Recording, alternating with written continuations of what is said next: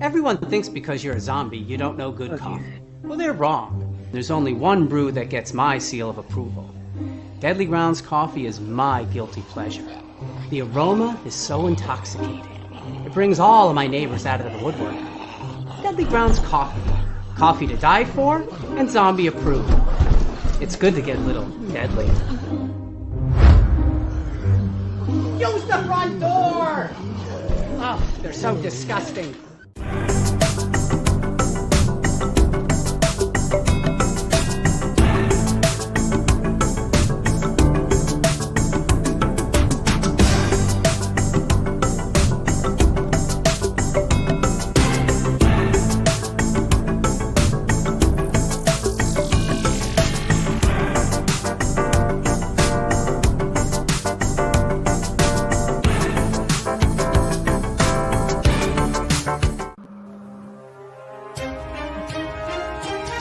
The Dorkening and all affiliated shows are not intended for anyone under the age of 18.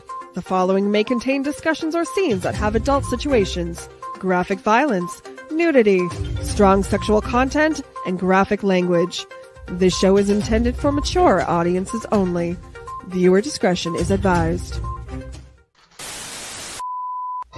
Ladies and gentlemen, the motion picture you're about to see contains scenes so terrifying, the public must be given grave warning.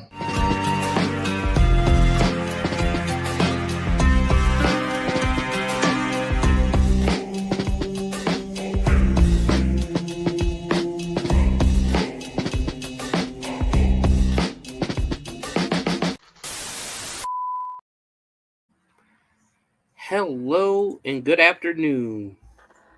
Let me get this. What is it?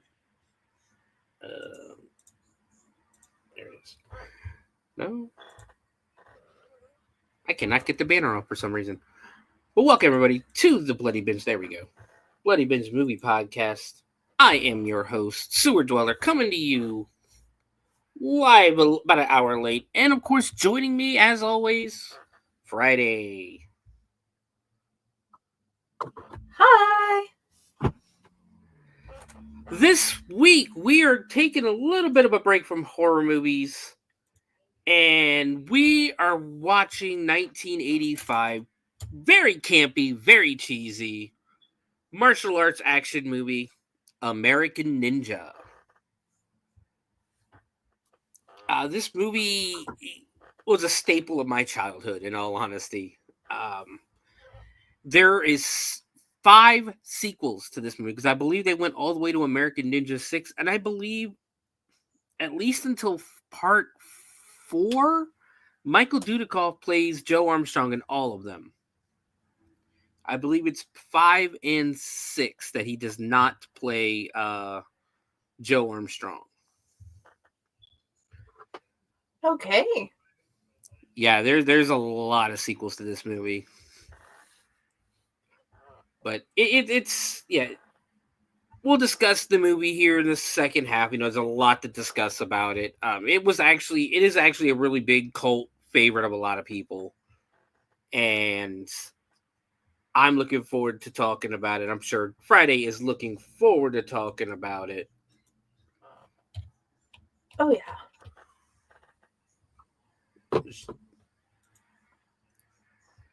And sorry, I'm a little distracted. Don't mean to be distracted. And I'm sure everybody's ready to listen to us discuss it. Because, like I've said, it's a movie that I grew up with and I always enjoyed. I'm not gonna lie, I like part 2 better. I can't remember which one I like most, to be honest. Yeah, I always liked part 2 better. But as a kid, there was a fight scene in the second one that would just have me and my sister cracking up while we were watching it. So I think that's why I like the second one better. But I still like the original. And it's a spoiler alert. I'm a fan of the movie, needless to say. Me too. And it's weird because, like I said before, this month, like every movie I chose this month, I didn't realize it at the time. I've seen every one of these movies. Unlucky Charms, which is coming up next week for our St. Patrick's Day special. I've seen, but I've only seen it once, so I don't remember a lot about Unlucky Charms. And then at the end of the month, Bikini Spring Break, I watched it a couple of times when I worked at Blockbuster. Once for free for my the movies I'm allowed to watch beforehand, and then after that I rented it a time or two. Even of course next month in April we have the first week of April, which is the 4th, I believe is this show. Yep, April 4th. The 1-year anniversary of the Bloody Binge Movie Podcast. I chose Nothing But Trouble. Have you seen that one, Jen? I can't remember until I watch it. And this is one of those movies that if you've seen it, you know you've seen it. When you watch it, of course. It is very hard to forget this movie. It does star... It was written and directed... It was actually written and directed by Dan Aykroyd. And he actually does star in it as the judge. But it also stars Chevy Chase, John Candy, Demi Moore, and just a whole host of 80s favorites. But, and then like I said, that's a movie I've seen before. I think we're not gonna get to a movie that I haven't seen before until the middle of April, which would be the 11th in Cocaine Cougar. Oh. I know it's weird. I didn't. I know for a fact I have not seen that. Yeah, it's a relatively new one. It's one of those. I don't know if you noticed or not, but there was a ton of movies that came out after the success of Cocaine Bear. Which I hope you've seen. Thing. Yeah. Well, it's one of those things too. I don't know if you remember back in the early 2000s and mid 2000s, early 2010s. The movie company Asylum would do that, where like this big movie would come out, like Transformers. Then they would turn around and make a very low budget version of it called Transmorphers. Mm-hmm. And they would do that like repeatedly. And to the point where it made me laugh every time I saw one come out. But this is exactly what this is. You know, this is just people taking advantage because Cocaine Bear was such a great movie and so fun. And it was like a wild success that people are like, oh, well, we could just take an animal and give it cocaine. We could make a whole new movie about it too. Oh, so yeah. There's like Cocaine Cougar. I think I've seen some Cocaine Raccoons. And just a bunch like I think I saw a methed out like mountain lion or something out there. Like, there's a lot of these kind of movies, and I'm looking forward to Cocaine Cougar. It looks craptastic. After that is actually WrestleMania weekend. We might have to do the show on Thursday that week because the Haunt is opening that weekend. Hell's Dungeon will be open on April 18th and 19th for an Easter haunt. Well, the 18th is an Easter haunt. I believe if I know them, April 19th will be 420. So Hell's Dungeon is opening next month. Come check us out. But that week, WrestleMania weekend, I chose a wrestling movie, No Holds Barred. Have you seen that? Have you seen that one, Jen? No. It is Hulk Hogan's first starring role. Oh, okay. Yeah, it's again a movie I've seen so many times. I actually have a good story about how, because when they released the movie on like pay-per-view and DVD and VHS and that at the time, because you're talking like this is like 1988, 1989, right after WrestleMania 6. They had a match, and it was like the day after Christmas. I want to say the 26th of December, or a couple of days after Christmas, maybe even New Year's, where you could get, it was No Holds Barred, the match in the movie, where you could buy the movie, you pay for it. I got it for Christmas. My mom got it for me as a Christmas gift. You watch the movie, No Holds Barred, and then after that, you got to watch, I believe it was like Hulk Hogan and Brutus the Barber Beefcake against Randy Savage and Zeus inside of a steel cage. Epic. Yes, as an 11-year-old, yes, that was epic. It was very epic. And then the week after that, I believe we're doing 420. We're gonna do our 420. Yeah, we're gonna do our 420 episode 4 or 5 days late, as we're gonna watch Evil Bong. I think you guys watched that on the other show, right? On Tomb. No, not yet. Really? Wow, I thought you guys watched it. So we get to watch Evil Bong. This is 2 full moon movies in a row in consecutive months. Full Moon put out Unlucky Charms, and Full Moon also put out Evil Bong. And then one of the Thursdays in April, we are going to do an episode of Shivers. There was so much going on in April that I figure I'd probably just do an episode of Shivers on a Thursday. Yeah, sounds like a good plan. Because we do need to catch up with the cryptids, and we're going to do Cryptids of Mississippi. Because that is the state that won the wheel last time. Could start randomly just doing the month's Shivers on the Thursday. Yeah, and I think that's what's going to happen. I'm going to have to look. I'm not going to lie. I just got a job yesterday.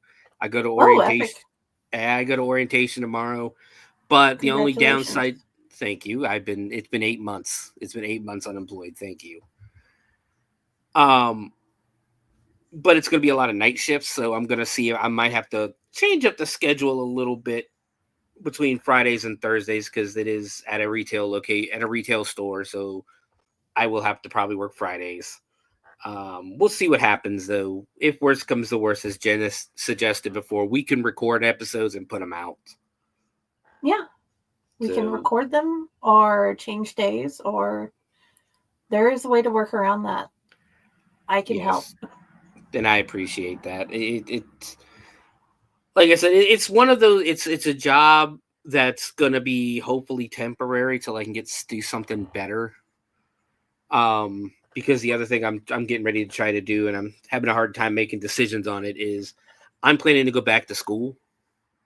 Ooh. And get a degree, hopefully in video production or filmmaking itself. I want to learn how to do it, at least, I had thought about between that and history, because I'm like, again, I've said it before, I'm a big history buff. Like, I'm one of those nerds, I guess you could say, that I got because I don't know I don't know how many people watched that video I put up the other day from Bellbrook, Ohio, at that cemetery that I found.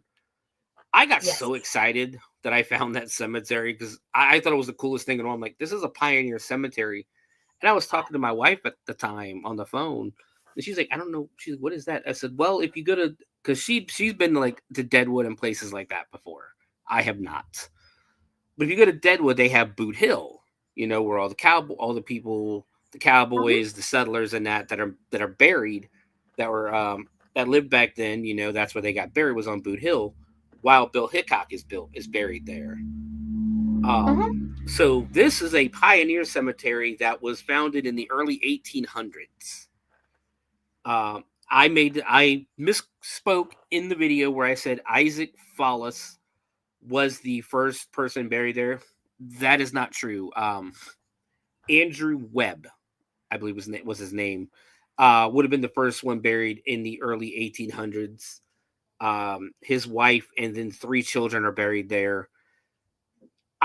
The reason Isaac was interesting is because he's actually buried he was married twice, and he's buried between both wives. Like each wife is buried on either side of him. That is cool. There are 15 people total buried in there, but there's only probably 6 or 7 tombstones, because over the years, you gotta remember, this thing's been there for like 200 years. If you watch the video, you saw the state of a lot of the tombstones and the grave and that, like, there's a lot of trash up there. I wouldn't be surprised if like teenagers went up there, because it's kind of an isolated spot, as long as the neighbors don't see you walking through their yard to get up to the graveyard, because it is. Go ahead. Teenager thing. They did teenager. They've done teenager things up there. Yes. But between vandals, kind of don't, that's not a modern day problem. There's been graveyard vandals throughout history, grave robbers and things like that.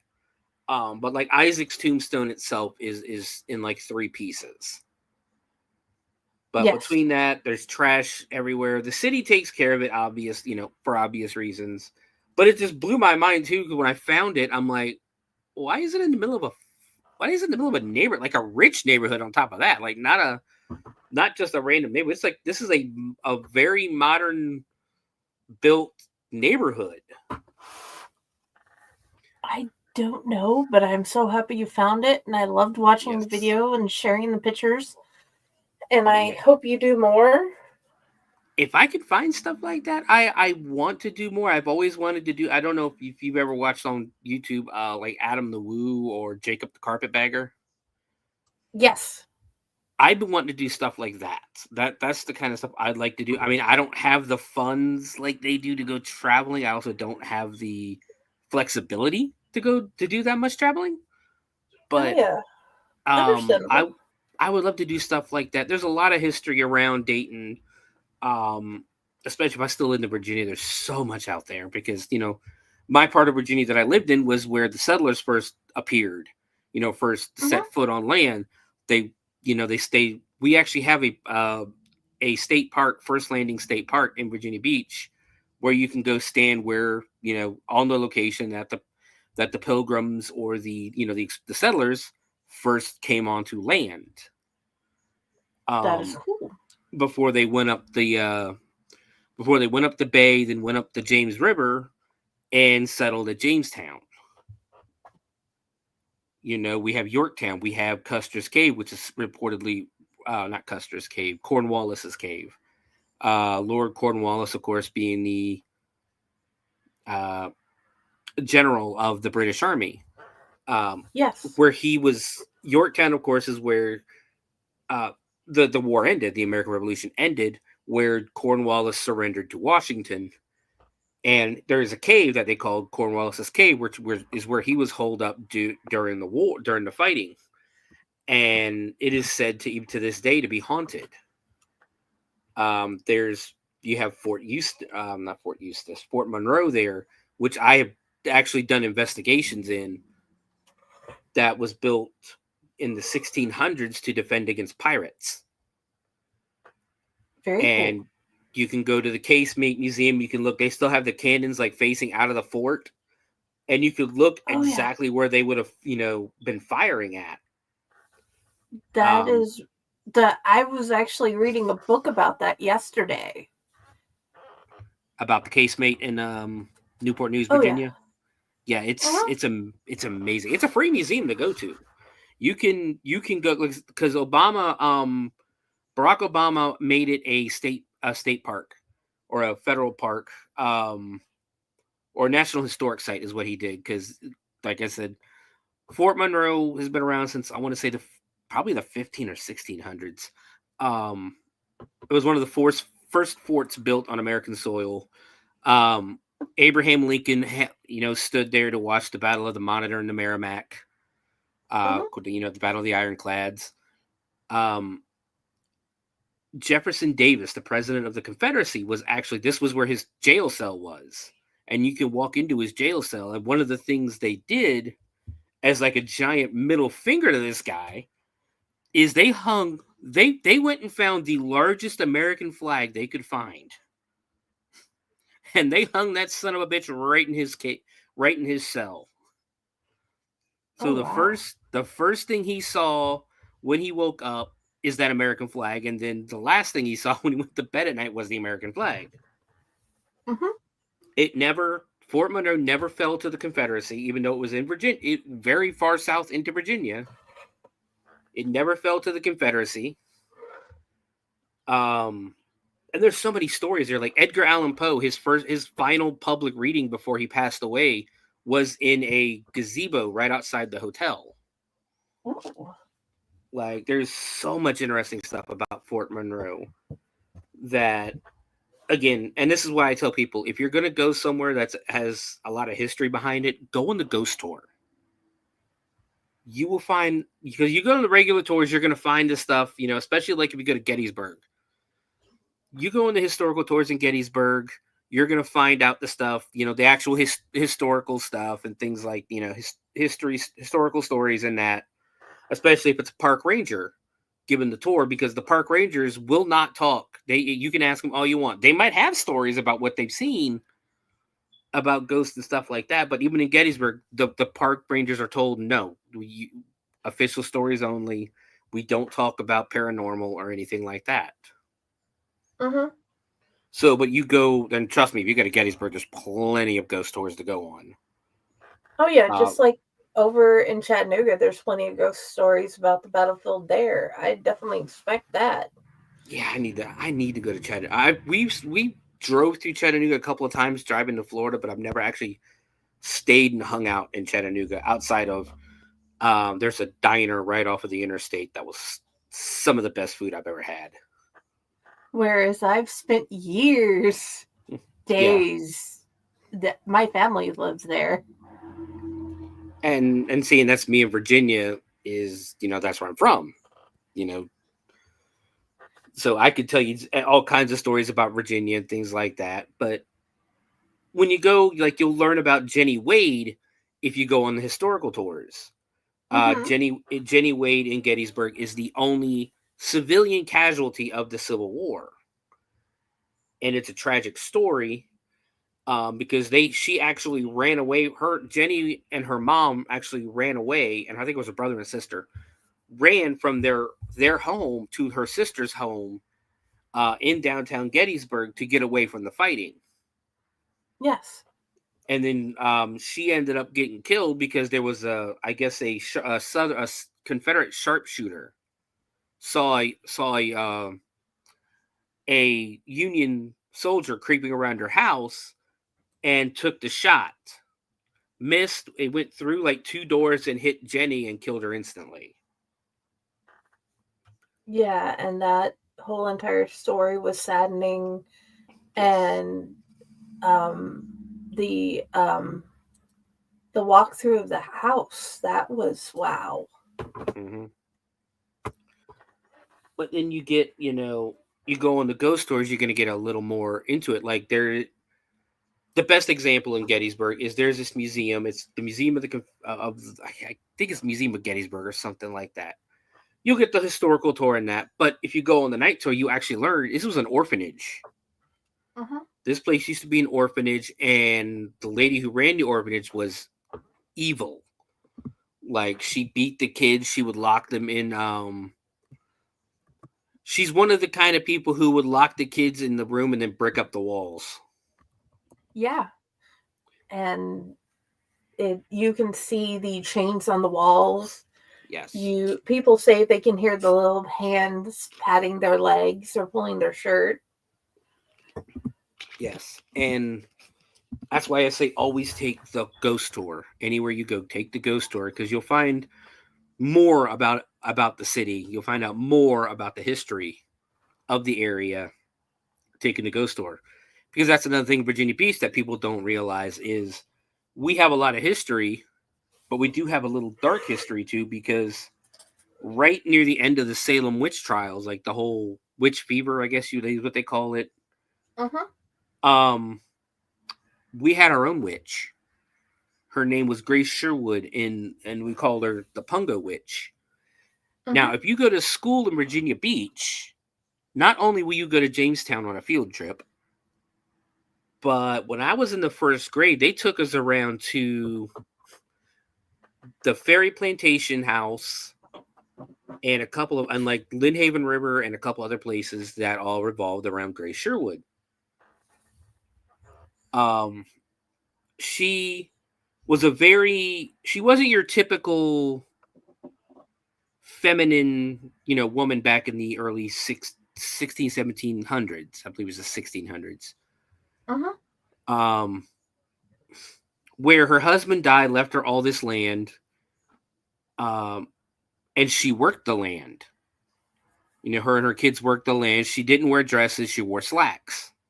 Uh-huh. Which, again, in 1600s, if you dressed the slightest bit different than everybody else, first thing they do is, that bitch is a witch. That's just how they were. Well, her neighbors really wanted her land. Of course. And she wouldn't sell it, so they started the whole, witch. She's must a be a witch. She's wearing pants. She has to be a witch. So they start doing the stuff and everything. They have, they have your inspector, they have the women inspector for the quote unquote, the witch mark or the devil's bite or something. Yeah. The mark of the beast. Where it could be a mole, and they would sit there and go, that's not normal. Guess you're a witch. It's almost as funny as that scene from Monty Python and the Holy Grail where they're accusing the lady of being a witch, so they put her on the scales with a duck. She turned me into a newt. I Yes. got better. Dude, they use that as common sense classes. Basically, critical thinking. They use it in critical thinking courses in college. I'm just a huge fan of Monty Python in general. And again, something funny about me as well. Everybody who loves Monty Python will always say that The Holy Grail is their favorite movie. I love The Holy Grail. It is not my favorite. I like Life of Brian better. Me too. I thought I was the only one. I love Life of Brian just because, again, I'm not atheist. I'm not like a non-believer in God, but I am completely against organized religion. Yes. Because to me that's like the biggest fallacy out there is just the organized religion and all the bullshit that if you don't believe us, you're going to hell. Exactly. But I digress. So they do the ducking test on her. The ducking test, of course, is when you throw somebody I guess you weigh them down, you throw them in the water. If they escape, they're supposed to swim back to the boat like a fucking idiot. Swim back to the boat and be, so that the people can take you back and burn you at the stake because you're a witch. But if you drown, that means God wanted it was your time anyway, and God's coming to take you. Just a complete load of hypocrisy. Yeah, they're good at that. Yes. So they duck her, and there's no record. Like, there's no records after this of what happened to the land, her kids, anything. Like, there's no historical record at all. That's because they didn't want us to know what they did. Yeah. Well, because like I said, this is after the Salem witch trials. This is when it was starting to be frowned upon to do the witch hunts and things like that. So, but we have like Witch Duck Road now. We have the Lynnhaven River, which is where she was ducked. And just a lot of stuff dedicated. There's even a statue outside of one of our hospitals dedicated to Grace Sherwood. But now that we've had History Hour, let's go ahead and start diving into it. We have a few stories. We have a few news stories this week. There is nothing really coming out with haunt news right now because a lot of it is, stuff coming out of Trans World, and it's more about like the winners, like the best in show, best vendors, and things like that. I don't want to cover that kind of stuff. Especially because I believe we're having a Chainers tomorrow night. Am I right? Yes. If he was not able to do it today, we were going to have it tomorrow because he didn't know if you wanted to join in. But of course, we all decided Steven's welcome regardless. Yeah. If I'm back tomorrow in time, I might go ahead and join because this is something I talked to him yesterday about Haunt Expo and Fear. Or HauntCon and Fear Expo. For those who don't know, we covered it a couple months ago. Pyle actually came on the show. We talked about it for a little bit. They announced probably about 3 or 4 months ago now that they weren't going to do HauntCon or Fear Expo this year because the gentlemen who own it, they were having some issues and they didn't want to go into detail or anything like that. Well, last Saturday at 9:30 in the morning, right before Trans World opens, they make a post announcing that they're going to sell off HauntCon and Fear Expo. The guy who owns it, basically, it does turn out that, yes, one of the gentlemen who own it is sick, and the other guy can't run it by himself. So they're willing to either sell it off to a bigger haunt or somebody who can, basically afford it and afford to run it, or he's even offering to sell it to a group of people and everybody buy shares into the con. And he's also offered that if somebody does buy it, that he's offering to basically stay on and help manage it, help run it, and things like that. It's way too overwhelming for one person to do. Very much so. Yeah, so I talked to Pyle about that yesterday, and he had said he was going to try to come on today if he could get off work in time, but unfortunately it looks like he was not able to. So no, we'll leave Transworld for tomorrow and Chainers. And if I can get done with this orientation and whatever they want me to do at my new job tomorrow night, I will try to get on and join you guys. But our first story, there's a little bit of big news this week coming out. If you're looking, I don't know how many people are still looking forward to Scream 7. But David Arquette is returning for Scream 7, even though I thought he died in Scream 5. I haven't seen Scream 6 yet, so don't shoot me. So now you have Neve Campbell coming back as Sydney.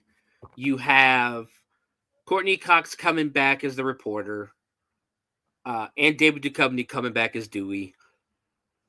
Plus, Matthew Lillard is returning as Stu. So someone again that he died. Yeah, someone that again I thought he died. No, he could be in a flashback or something like that. But Matthew Lillard is returning for Scream 7. But the big news this week was that David Arquette. I keep wanting to say David Duchovny for some reason. David Arquette is returning for Scream. There is a bunch of stuff. Can you hear me still? Yes. Okay, I'm making sure because my screen's frozen. It'll fix itself here in a second. But there's also some news coming out today that there's basically working on a remake of the Resident Evil movies. Stay on page. There we go. They're doing a remake of the Resident Evil movies, and they have a date for it for next year, for 2026. And this is a lot of the problem I'm having finding news this week. Is everything is? I guess it's got to be a very quiet week on the news front for horror movies, because the only thing I'm finding on Bloody Disgusting and Fangoria really are trailers for movies, which we can't show, and lists. And everybody knows when a news site can't come up with stories, the first thing they do, don't have anything to report, the first thing they do is they start writing lists. Yes. So yeah, that's the other issue I'm running into. But there are a couple of news stories. Again, there we go. This computer's pissed me off a little bit. So Joe, you know who Joe Bob Briggs is, right? Friday. Yes. So his show comes back tonight. The Last Drive-In with Joe Bob Briggs returns tonight to its original format of the double feature. So apparently, because I don't know if you watched it last year, I didn't get a chance to watch any of the episodes last year, but if you watched the show last year, they changed format to a weekly or a bi-weekly format every other week, and it would only be one movie. People didn't like it. Apparently, Joe Bob didn't like that format. Apparently, he liked his original double feature. Very long. Stay up all half the night watching horror movies. Format. So they are changing it again this year, back to the double feature format, but the episodes will only come out once a month.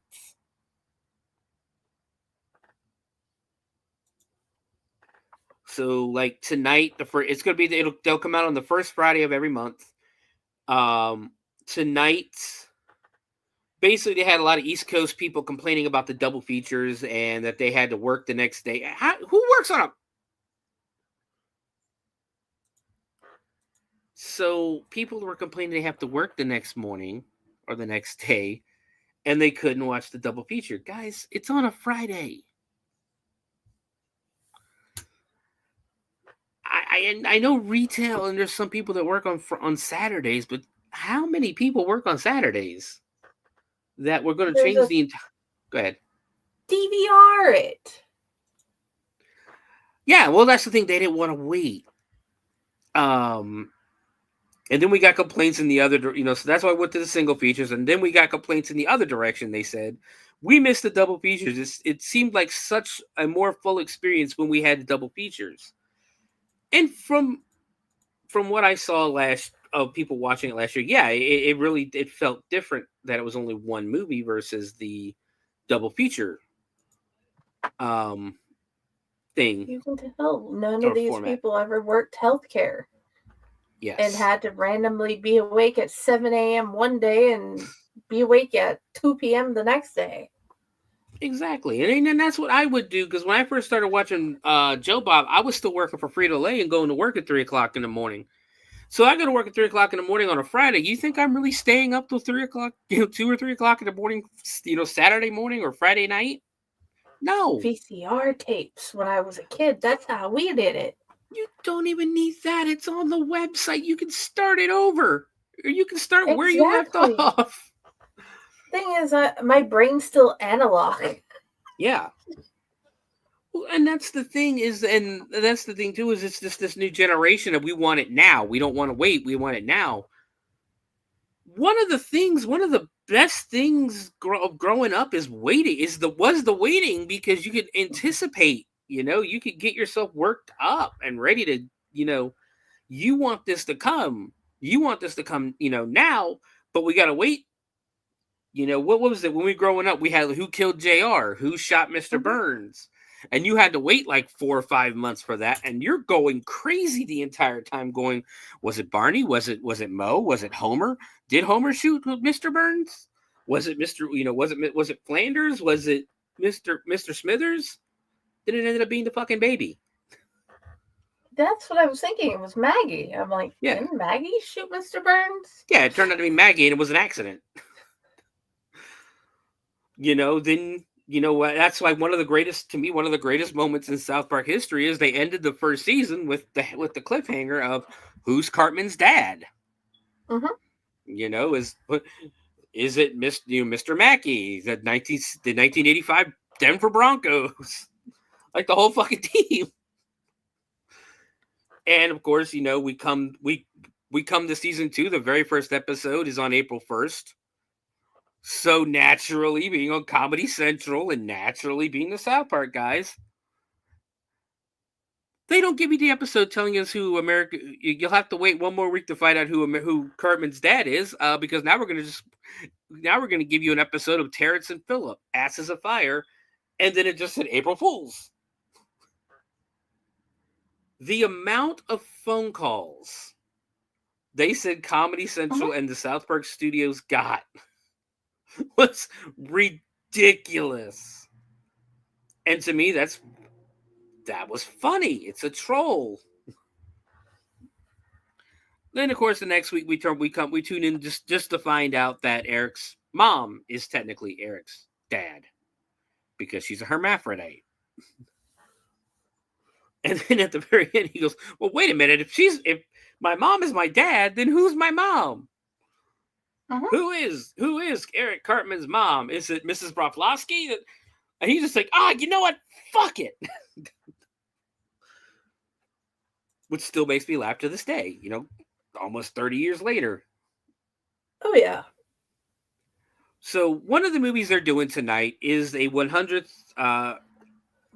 birthday of a movie, essentially a 100th anniversary of a movie. And do you have any guesses at all what it might be, Friday? Not a clue. Think original Universal Monsters. Think a movie that came out in 1925. Dracula? Unfortunately, no. This is not one of the more well-known. Like it's well-known, but it's not one of the more popular Universal Monsters. But we're looking at. They believe that the 100th anniversary is going to be the Phantom of the Opera. Oh, okay. Which does turn 100 years old this year. It came out in 1925. I didn't realize that.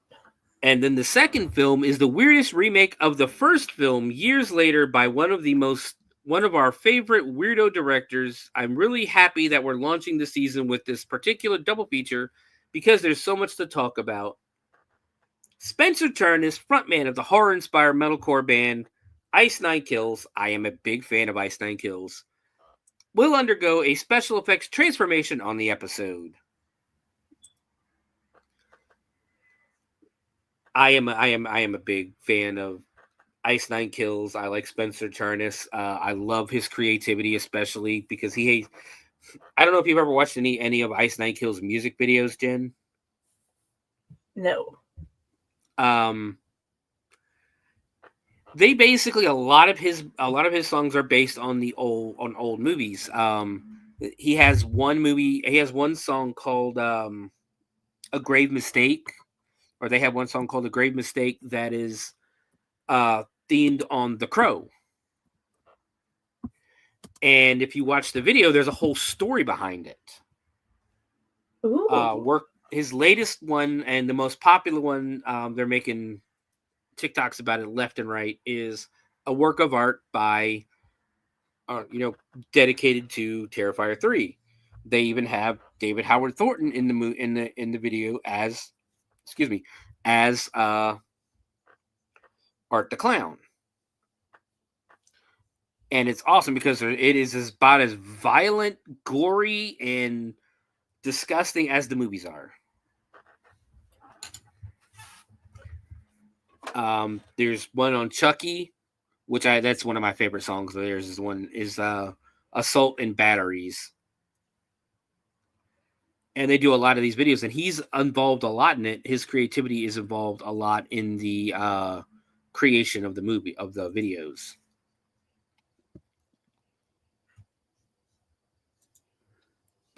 And he's actually going to be. Go ahead.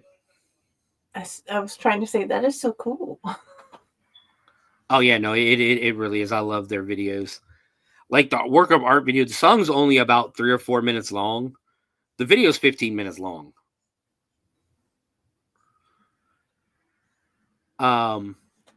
Speaking of which, he will be at Horror Hound next week or in 2 weeks. I'm excited. They finally did just announce, because pretty much almost the entire cast of characters is going to be there from Terrifier 3. They just announced 2 more people this week. They just announced Shannon Elizabeth today is going to appear there. Shannon Elizabeth, of course, from Jack Frost, the horror movie Jack Frost. Scary movie, she plays Nadia in American Pie. And of course, they announced earlier this week, and I'm excited, Henry Winkler. That is awesome. My mom would have bought a ticket. She did not like horror movies, but my mother would have bought a ticket to see this because she was in love with Fonzie on Happy Days. She would have bought a ticket immediately to go meet Henry Winkler. Of course, I remember him from Waterboy. Yes. Coach Klein. He's so good. But I yeah, remember him from both. I remember from that, from the principal in Scream, because a lot of people were asking, why is he coming to a horror movie convention? He's not a horror movie actor. I was like, he's in Scream. So, yes. They don't know him, so they don't look. No. It's people talking before they research or anything like that. It's always shit like that out there. But our last new piece of horror movie news, I got a couple of stupid things we can share too. So last year, Synapse Films and Red Shirt Home Video teamed up to bring us a deluxe edition of Blu-ray and 4K UHD release of the 1986 rock and roll horror film, and love this movie, Trick or Treat. Not the Sam one, Trick or Treat as the one with Ozzy Osbourne and Gene Simmons. And we have done an episode on that. Yes, that is a good movie. Now they're working on several follow-up projects, including a 4K UHD and a Blu-ray release of Fright Night Part 2. And a deluxe edition 4K UHD and Blu-ray release of Hello Mary Lou Prom Night 2.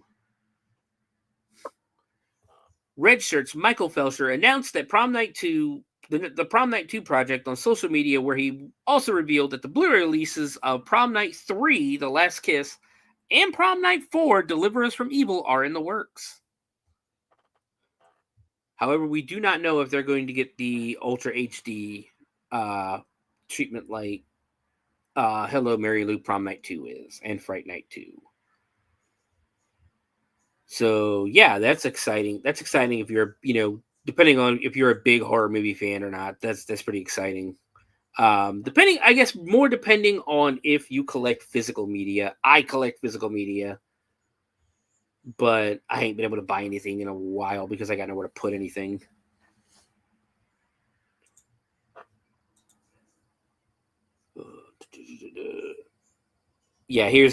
Basically the big story that's been repeatedly put out today is Barbarian director Zach Cregger's Resident Evil movie gets a 2026 release date.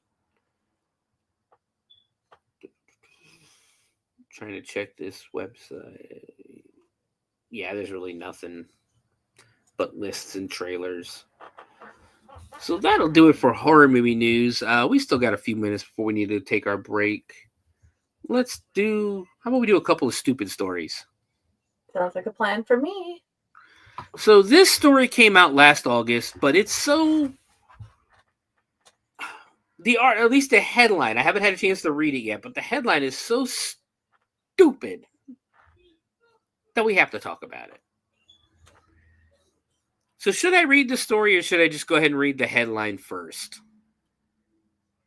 Read the headline. Mom, grandma blame ghosts after toddler tests positive for fentanyl.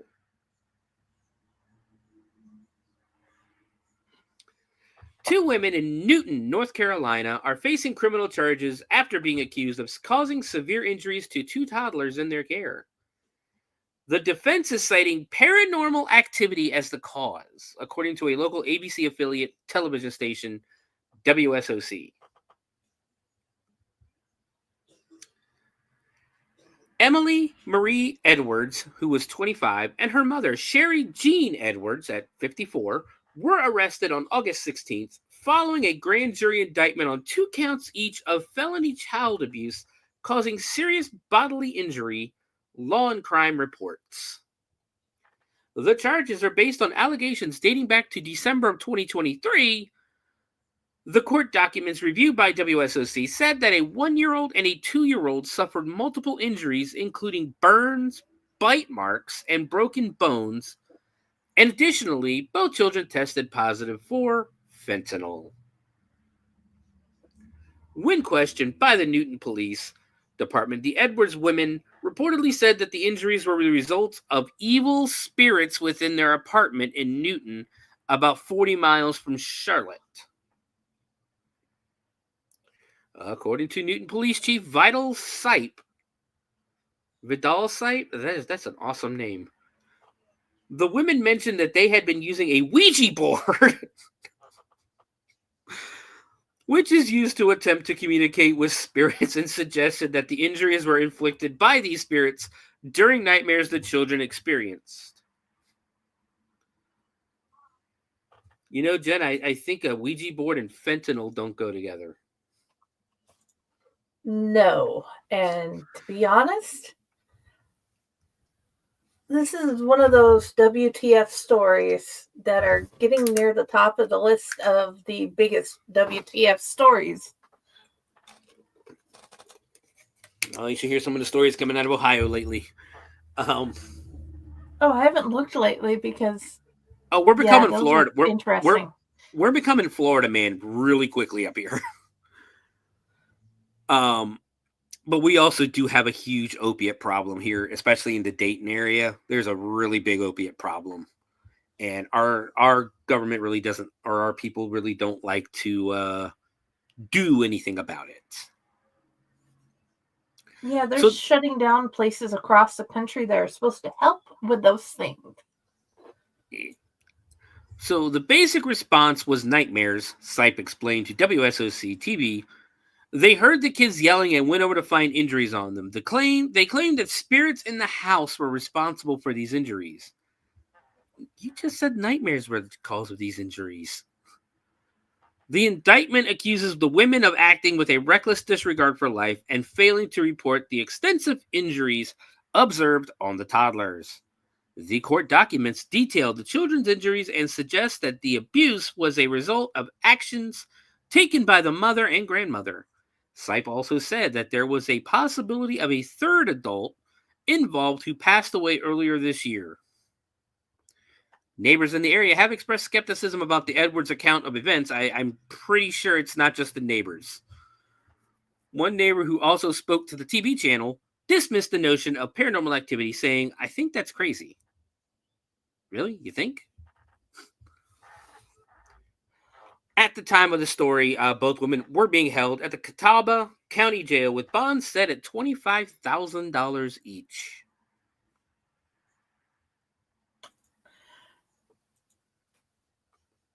I'm sorry, I'm having trouble with words on this one. I think we all are at this point. And the thing about it is, too, is it's one of those things where it's like, it doesn't shock me. It more shocks me that people were dumb enough to believe them? Like, what freaking lawyer?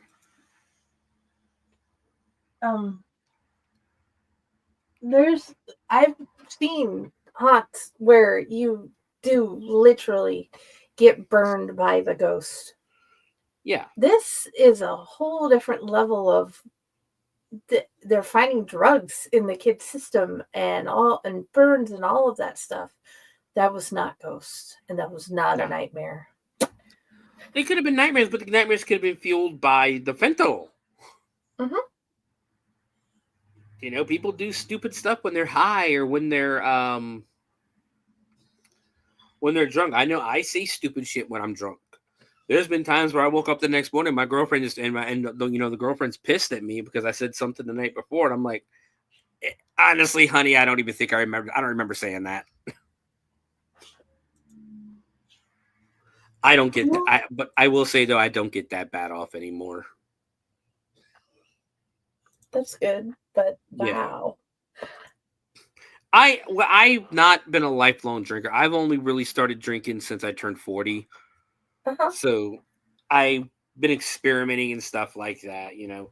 During the pandemic, what else were we supposed to do? We couldn't leave our house, so I went to the liquor store, bought some liquor. We started mixing our own drinks and experimenting with mixing drinks and that. Yeah. I will honestly say I can hint. Go ahead.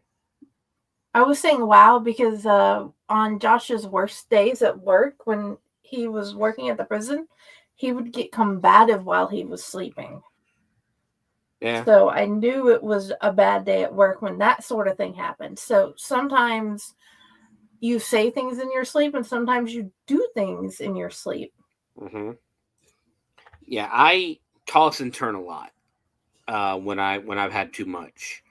The last time I actually drank to where I was blackout drunk was the night my mother died. Um, Ever since, I think I've only gotten bad enough to throw up once. And even then, that was not done intentionally. I just basically underestimated how strong the alcohol I was drinking at the time was. So our final story today comes from I believe this is CBS Chicago on the Coast to Coast AM network. A Cheeto resembling the wildly popular Pokemon character Charizard fetched a staggering $87,840 at an auction held over the weekend. According to Golden Auctions, which facilitated the sale on Sunday, the weirdly shaped snack food of the Flaming Hot variety, it is a Flaming Hot Cheeto, I'm looking at it right now, was initially discovered and preserved sometime between 2018 and 2022 by a collectibles store in Georgia.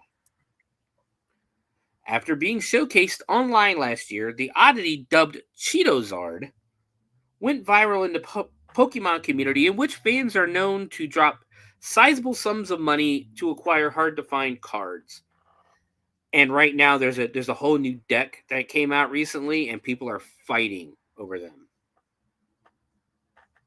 I was never a Pokemon card collector.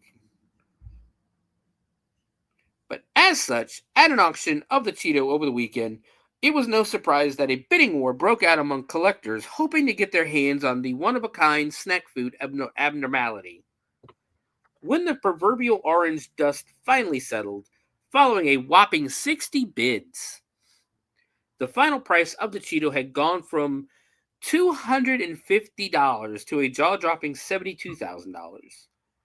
With the auction house's premium attached, the final price attached to the peculiar piece was $87,840, which will be forked over by a yet-to-be-identified buyer who one imagines is an enormous Pokemon fan.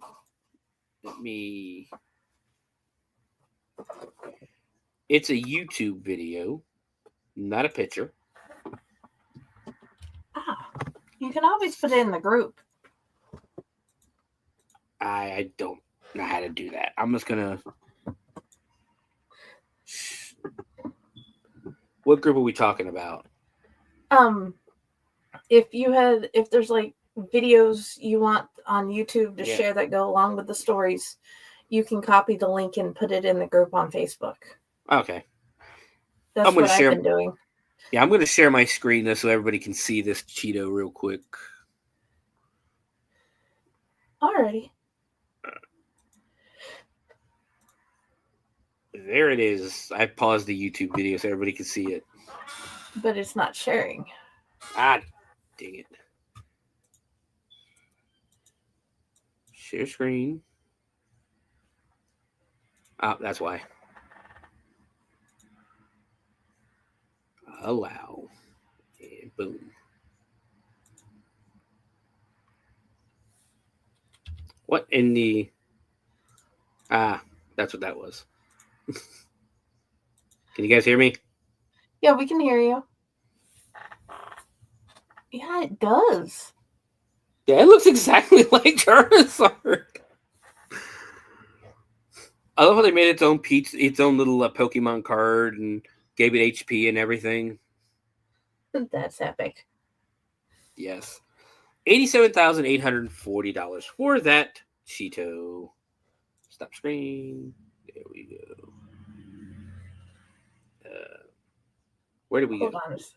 I'll put us back up in this. Okay. There we go. All right. It wasn't showing, so I was clicking things to see if something went wrong. No, it was on my end. It was human error. But I think that's going to do it for our news stories this week. As, again, there's not much. I'm not going to sit here and read off lists of what other people think are like the worst horror movies of 2023 or whatever, But it's also, go ahead. We just need to make our own and put it up. We do. We do it. That takes a lot of time. Because I'm the kind of person that sits there and go, do I really want to put this there? Like, the only thing I am 100% certain is that Amityville Thanksgiving is and might always be the worst possible movie we've ever watched. Possibly the worst movie I've ever watched on this show. Okay. Because that movie was god-awful. Like, even so far this year, I don't think anything comes relatively close to how bad Amityville Thanksgiving was. But with that, our news segment is over. We're going to take a break, and when we come back, we are going to deep dive. We are going straight back to the 80s. We have some cheesy, really campy and cheesy martial arts action coming your way from 1985. I could be wrong on the year too, but I think, nope, it's 1985. As we watch American Ninja. See you in a few minutes.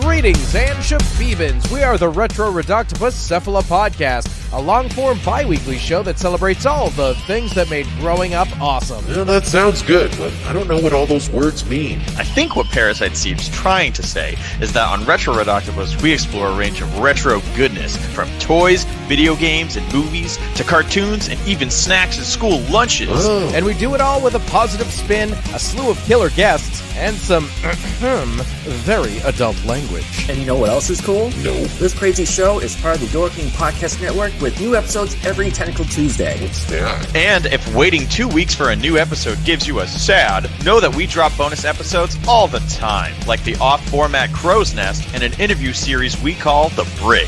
You can listen to Retro Redoctopus on Apple Podcasts, Spotify, Stitcher, or any app that's cool enough to carry the only show that celebrates all the things that make growing up awesome.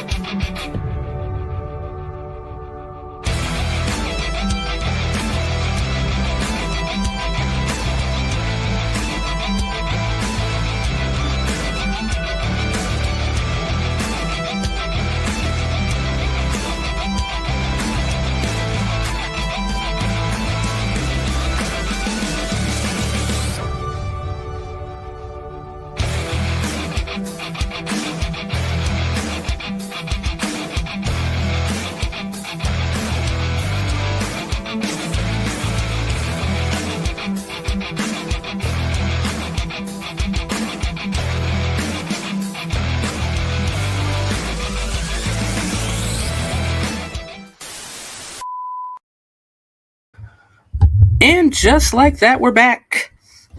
Welcome, everybody, back to the Bloody Binge Movie Podcast. I am your host, Sewer Dweller, and I'm joined by Friday, who may not be back yet from the break, so we'll go ahead and move on. Sorry, I'm dropping things over here. But today, we are watching 1985 martial arts movie, American Ninja. Welcome back, Friday. Thank you. Sorry about that. Oh, it happens. I almost didn't make it back myself.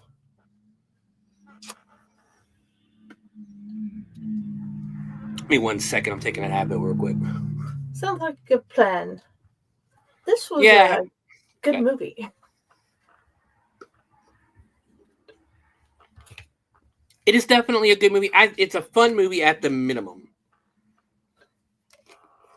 Definitely, like I've said before, a movie that I watched quite a bit growing up. I still remember renting it from the movie store and watching it for the first time, and just having a blast watching it. Like I said before, though, I do like the second one better because there's a fight scene in it that just had me and my sister. I want to say my brother. I don't think my brother would have been old enough at the time, though.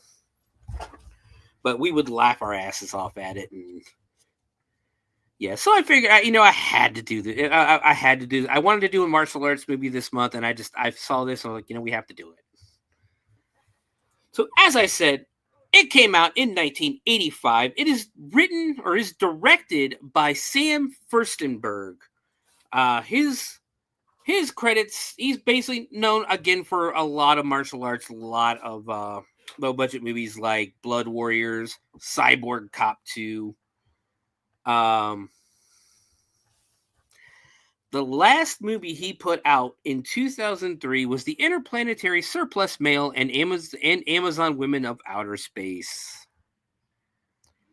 Let's go back to the beginning of his. So we have Revenge of the Ninja, Ninja 3, Domination, Breakin' 2, Electric Boogaloo, American Ninja, Avenging Force, American Ninja 2, Delta Force 3, which I think all the Delta Forces actually did have Chuck Norris. So maybe not this one. Take it back. Delta Force 3 did not have Chuck Norris. Tropical Heat, Cyborg Cop 2, and just basically a lot of low budget action.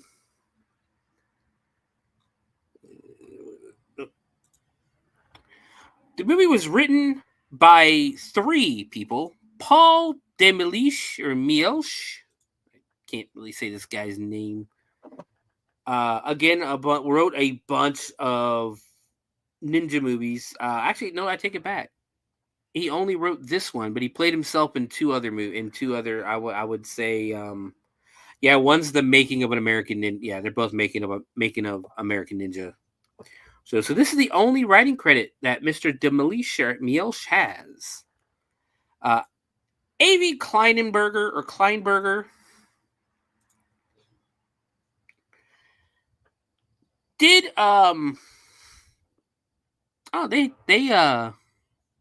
okay.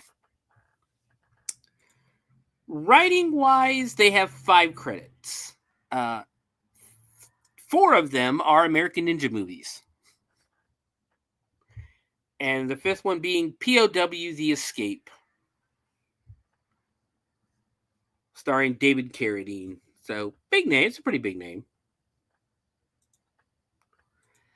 And finally, Gideon Amir is another one of the writers. Gideon Amir. Again, a lot of these guys are more. He's got the same writing credits as Avi Kleinberger. But let's get to the stars of the movie. We start off with Joe Armstrong, played by Michael Dudikoff. This guy was in a lot of stuff that you didn't realize. Jen, do you recognize him from anything else? To be honest, no. I can't.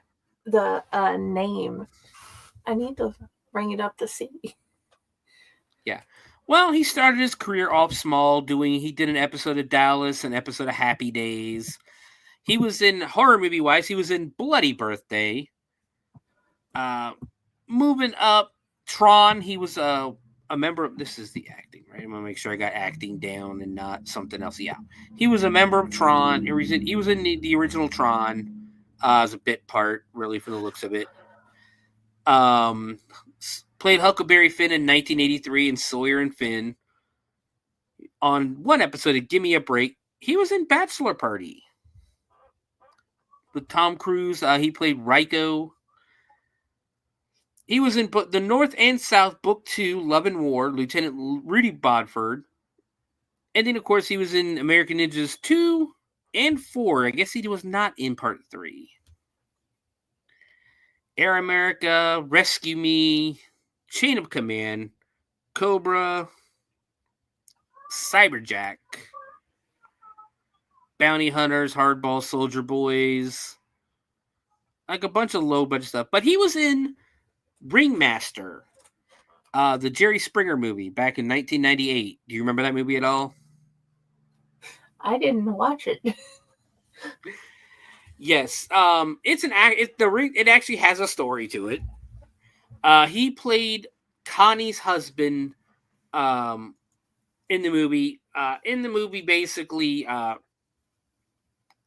they were Jamie Presley and Molly Hagan were a mother and daughter, and they lied to. If I remember the story right, they lied to get on Jerry Springer. And they were lying and saying that Jamie Presley's character slept with Michael Dudikoff, who was dating the mom at the time. Like it was very confusing. But the last thing he's been in was actually in 2022. He was in Trailblazers. Navy SEALs versus Zombies in 2015. Zombie Breakdown. Like a lot of low budget horror. But now we get to one of my favorite actors in the movie, Lieutenant Jackson, played by Steve James. Unfortunately, Steve James would pass away 8 years after this movie was made in 1993. But Steve James is a legend in blaxploitation films from the 60s and 70s. And some martial arts movies like Enter the Game of Death. He was actually one of the baseball Fury in one of my favorite movies, and this is legitimately in my top 10 movies, The Warriors. You've seen The Warriors, right, Jen? Yes. Yeah, he plays one of the baseball guys. Okay. Mouse and the Women, The Exterminator, Times Square, he was in Arthur, Vigilante, The Soldier, Banzai, The Brother from Another Planet, Dukes of Hazzard. He played an episode on Dukes of Hazzard. He was on. He was one of the guys at the table in Weird Science when they go to the bar. American Ninja, The Delta Force. Not Delta Force, but The Delta Force. Starring Chuck Norris and Lee Marvin. So that might actually be the original Delta Force. POW, The Escape, Cat Squad, Avenging Force. One episode of Moonlighting, American Ninja 2, Johnny Be Good. He was in I'm Gonna Get You, Sucker. That's what I thought. Yes. American Ninja 3, Pee-wee's Playhouse. He did an episode. But what if I would have told you, have you seen Weekend at Bernie's? I didn't know there was a second one until I saw this list. You haven't seen Weekend at Bernie's? Weekend at Bernie's 2 is the better movie. At least the funnier one to me. Weekend at Bernie's is great. Weekend at Bernie's 2 is phenomenally just so much funnier because in this one, Bernie can walk. Like, dead Bernie can walk in this one. Alrighty. But only when there's music playing. And he plays one of the thugs that are hired by the Voodoo Queen to go fetch Bernie. He plays Henry. Okay. Yeah, you have a mission you need to watch tonight. I forgot about doing that again, didn't I? You need to watch Weekend at Bernie's too. Yes. I was fixing to type in, hey, we forgot that other movie thing we were doing. Yep, and I watched something specifically for that this week, and I really enjoyed it. So let's go ahead and do that real quick, and I'll get back into the people who were in the actors in the movie. Jen, what did you read or watch this week? I watched Titan AE, and I'm gearing down for the interview this evening with Joe DeRowan, and I've been reading through his different short stories. Very nice. Anything to say about Titan AE? Or the short stories? I have loved Titan AE, and I loved when it came out. I was younger, so I read all the books that they put out for the younger audiences. I loved those. I just loved the entire storyline and the offshoot stories that they made. And Joe DeRowan, he is very good. Not good. He is great at making you feel the characters. They are so human. The human, how they would react and what they would do and what you feel you might do in their situation is so similar. He's just a great storyteller of human experience. All of it's fiction, but hopefully you get what I mean. Yeah, he's good. He's good at pulling the humanity out of the characters. Yeah. Very good, very good. Hope you guys make sure you guys tune in tonight for that. So I watched something this week. Hold on one second.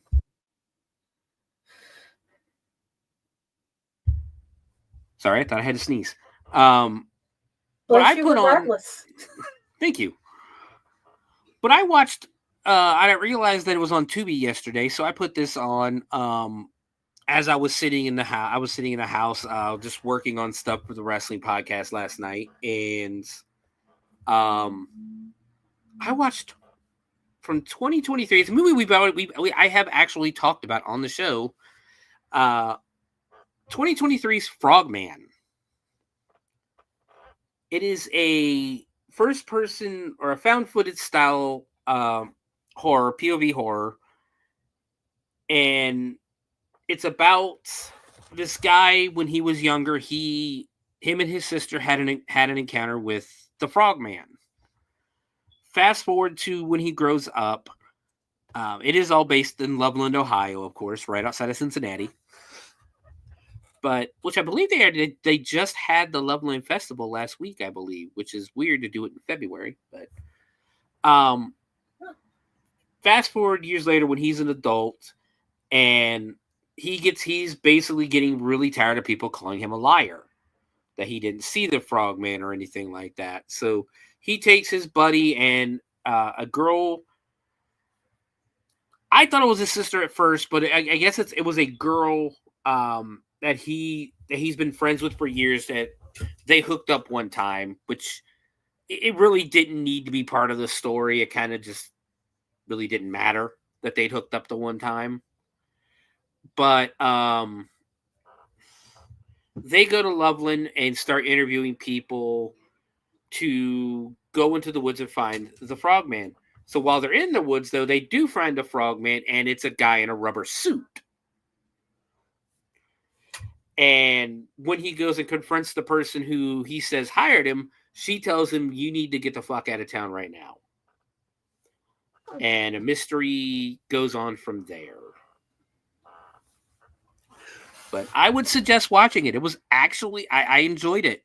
I enjoyed the movie. I thought it was really good. It's one of those things, though, that you look and they like do a scene where his ex-girlfriend, the girl who dumped him, she's moving to California, and they show the party, and just the entire time of the party, you're like, really, I don't understand why we're doing this. Because there's really nothing that ties into the story.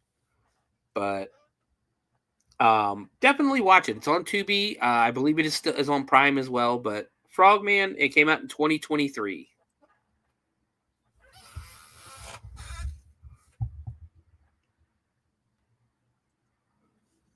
On my list of things to try next. Yeah, it was, like I said, I enjoyed it. I enjoyed the movie a lot more than I thought I would, because I haven't really found a good. I love found footage horror, but I haven't found really too many good ones since Grave Encounter came out, and even that one, like the first part of that movie, kind of sucked. But once they started doing the scare, Hello. I think a ghost just threw my microphone off the desk. Because that thing like flew at me. I think I'm pissing my mother off. My mother's on the desk. My mother's in a box on the desk beside me, so it might be pissing her off. That's a possibility. It possibly. She's vengeful like that. I didn't know if you were for real or making fun of the earlier thing. So. No, I think I may have pulled the cord or something. In all factual honesty, but it wouldn't shock me because she's done. I 100% do believe my mother is haunting this house. Well, that's okay. My friend's grandmother is haunting our house. So, nice. Well, it was her house before we got it, so it would make sense. Yes. Well, and to think about like my mom, like about a week or so after she passed away, we decided to make one of her signature dishes. We always call it bean dish, but it's like a dish with beans. You put ground beef in it. You basically sloppy Joe. You put the powdered sloppy Joe mix in there with the beef and the beans. You stir it around. Then you put a bunch of those. You know that little 4-pack of biscuits you get. You take the biscuits. You cut up a block of cheddar cheese. You put a piece of in it in the middle of the biscuit. Like roll it around. Like roll it so it closes. You take another pack of sloppy Joe mix, put it in a bowl, roll it around in there, and then you put it inside the mixture, and you put it in the oven and cook it like that until the biscuits are done. It's amazing. It's one of my brother's favorite foods. I'm the only one that knows how to cook it in my family. So I'm making it. Yeah, go ahead. We just stuff it in the biscuit, close it up, and put it in the oven. Not the alternate way. I've never tried it that way. Oh, it's delicious. But and it's something that she always did that. It's because one of the things I always begged her to do was write down her recipes for me. And this woman refused to write shit down. And my mother is, between being Italian and living in the South most of her life, my mother was not Southern. She was from Rhode Island. But we did live in the South. And as a Southern woman yourself, Jen, how much stuff do you actually have written down or actually measured? Let's put it that way. Okay, I've started writing down stuff. Measuring, I've been trying to force myself into measuring and writing it down because my daughter's like, but I need that written down for me. So when you're not here, like Grandma, I can still do it. So I've been forcing myself to figure that out. Hence the cookbook we're making together and fake horror for next month.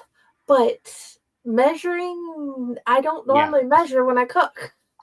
I've gotten to that point too now, but my mother didn't, and she'd always just tell me like, "Well, Mom, what am I supposed to put in with the beans and the hamburger in that? Ketchup, mustard, brown sugar. How much? I don't know, just whatever you want." That's not a measurement. So I've just started doing what I think is right, and it's tasted good so far. But as I'm doing the one can of biscuits. The second can of biscuits pops open with nothing. There was nothing there to pop it open. One of two things. A, it'd been sitting on the counter so long it got too hot. Or B, she's like, you're not doing it right. She was reminding me that it takes 2 cans. That's what I think she was doing. Because it had just come out of the refrigerator. Ah, that's possible. Yeah, it had just come out of the refrigerator. So I wouldn't put it past her that she was going, don't forget 2 cans. Highly possible. Oh, and you're welcome. Go ahead. You're welcome to add your recipe in it, or any of your recipes with pictures next month. I will consider it because I do have one dish. We call it taco dish here, but I think it's like a taco pie with crescent rolls and taco meat, and that is one of everyone's favorite foods here that I make. Yes, we need that. And it's one of those very simple, takes less than half an hour to make. So if you need a quick meal, there you go.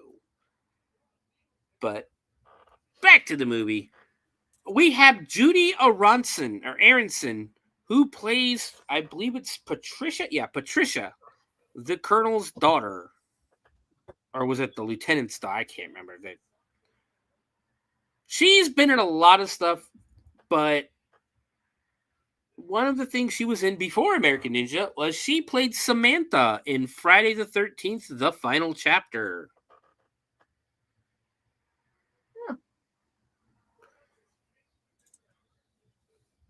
She was in Weird Science, Sledgehammer, Mr. Belvedere, Full House, on one episode of Full House, the new Leave It to Beaver for one episode, Charles in Charge, After Midnight, Growing Pains. Like, she played a lot of one episode type things. Growing up, the last thing she was in was 13 Fanboy, which is if I remember right, I think I know about this movie. It is a fan movie it was directed by Deborah Voorhees. An obsessed fan stalks his favorite actors from the Friday the 13th films. So it's almost like a New Nightmare meets the New Nightmare meets Jason, right? Friday the 13th style.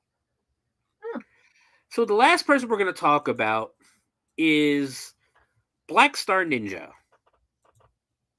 That is his name. That's the only thing they call him in the movie is Black Star Ninja. He is played by a man named Tadashi Yamashita. Mr. Yamashita is I believe, a karate master. Because in his bio, it says Master Yamashita was born in Japan but considers himself Okinawan. He lost his father at the age of 3. Since his 8th, he lived in Okinawa, and since his 11th, he practiced martial arts. He was a rough kid, not only fighting with students but also teachers. When trying to handle him, a martial arts teacher was called in who learned Yamashitado. I'm sorry, it's Yamashitado. My apologies. He basically taught Yamashitado to control his temper with martial arts. Since then, he was no longer aggressive but talented. And at the age of 16, Yamashita... Really?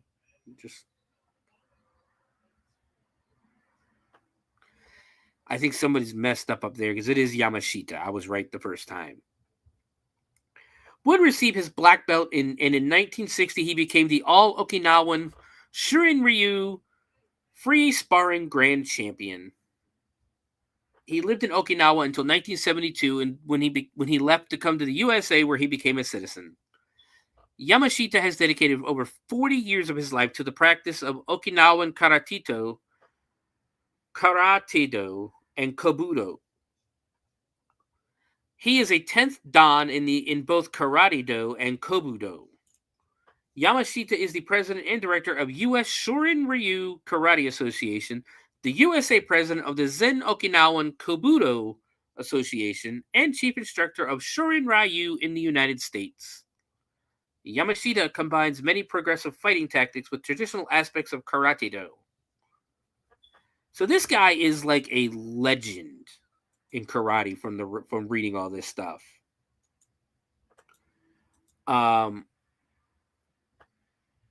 The last movie that he worked on was a movie called Dragon to Dragon in 2018. But he was in American Ninja, and then he returned in American Ninja 5 as Tadashi. The first movie he was in, and as a martial artist, I don't think you can get any bigger than this movie. But Jen, how much do you know about martial arts movies? Very little. I'll say like the classic ones. Well, yeah. When you hear Bruce Lee, do you know any of his movies? Few. I know I've seen all of them at one point. The first movie that Tadashi Yamashita acted in was Enter the Dragon. That would then be. I was right. Yes, it's Enter the Dragon, one of Bruce Lee's most famous movies. Oh yeah. From there, Bronson Lee championed the Karate 2, a lot of old school 70s kung fu karate movies, The Octagon, The Shinobi Ninja, Gymkata. 1985, of course, American Ninja. He was in 2 episodes of Knight Rider, Capital Punishment, American Ninja 5, Cage 2, Pocket Ninjas. I'm only reading half of what he's been in. Yeah. Like, this guy is kind of a legend.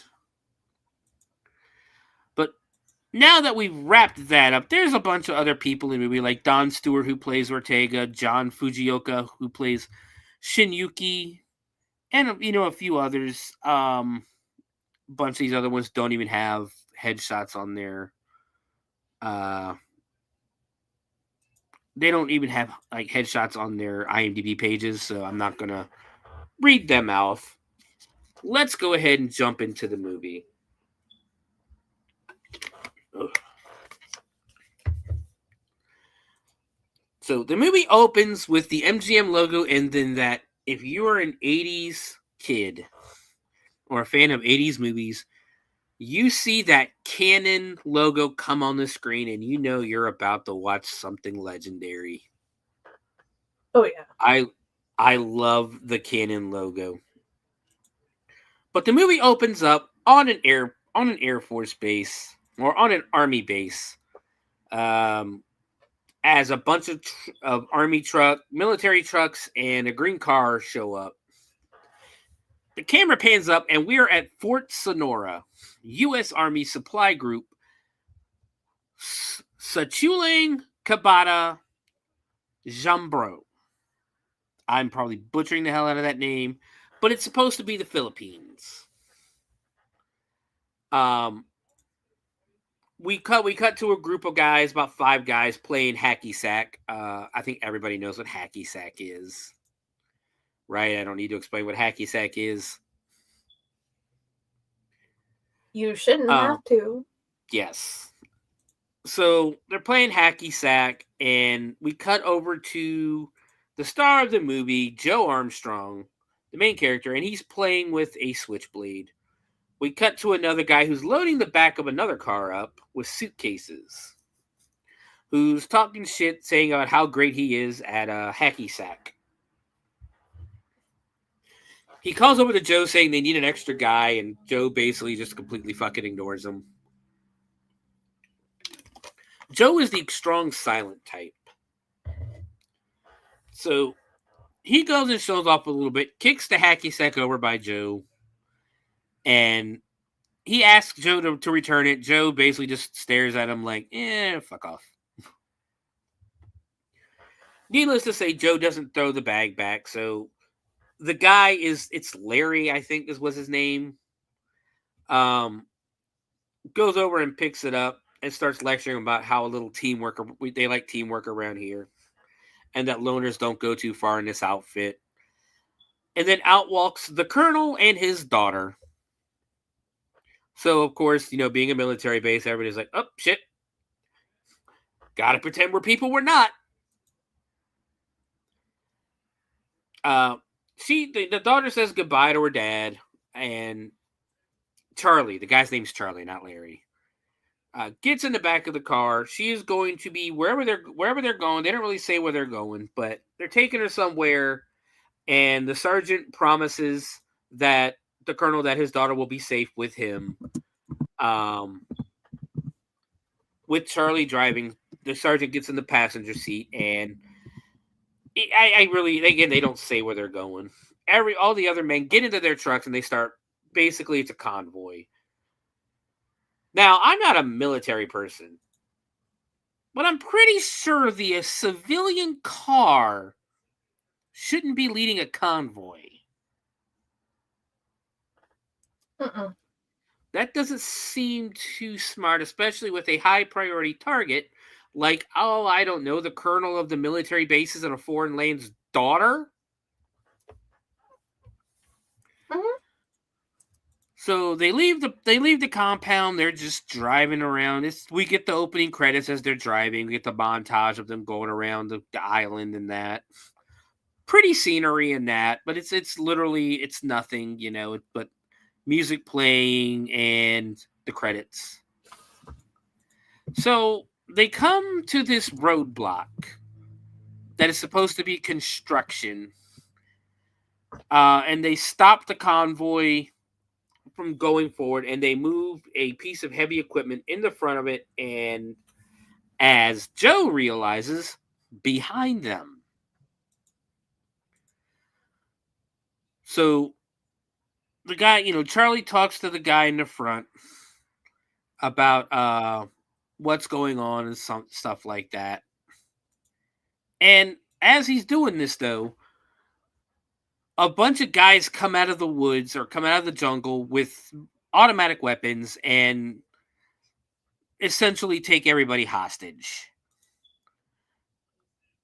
The sergeant tells them to do what they say. There's no reason for anybody to die. The guys start taking off their suits and their uniforms and that. Meanwhile, Patricia's in the back of the car and tells Charlie to get in and fucking gun it. Let's get the hell out of here, which would have been the smart thing to do, you would think. Uh-huh. But the guy hears him do this, grabs Charlie, and fucking shoves his head through the driver's side window. Patricia screams, and essentially Charlie's lucky he didn't get fucking shot. Patricia gets out of the car and starts cussing at the guy, who in turn bitch slaps her and throws her back into the car, which pisses Joe off, and Joe comes up to try to help her. The guy starts shoving Joe with his gun, and Joe punches him in the face, and the other guys pull their guns on him. Patricia takes the car and tries to speed off, and apparently she's a terrible driver.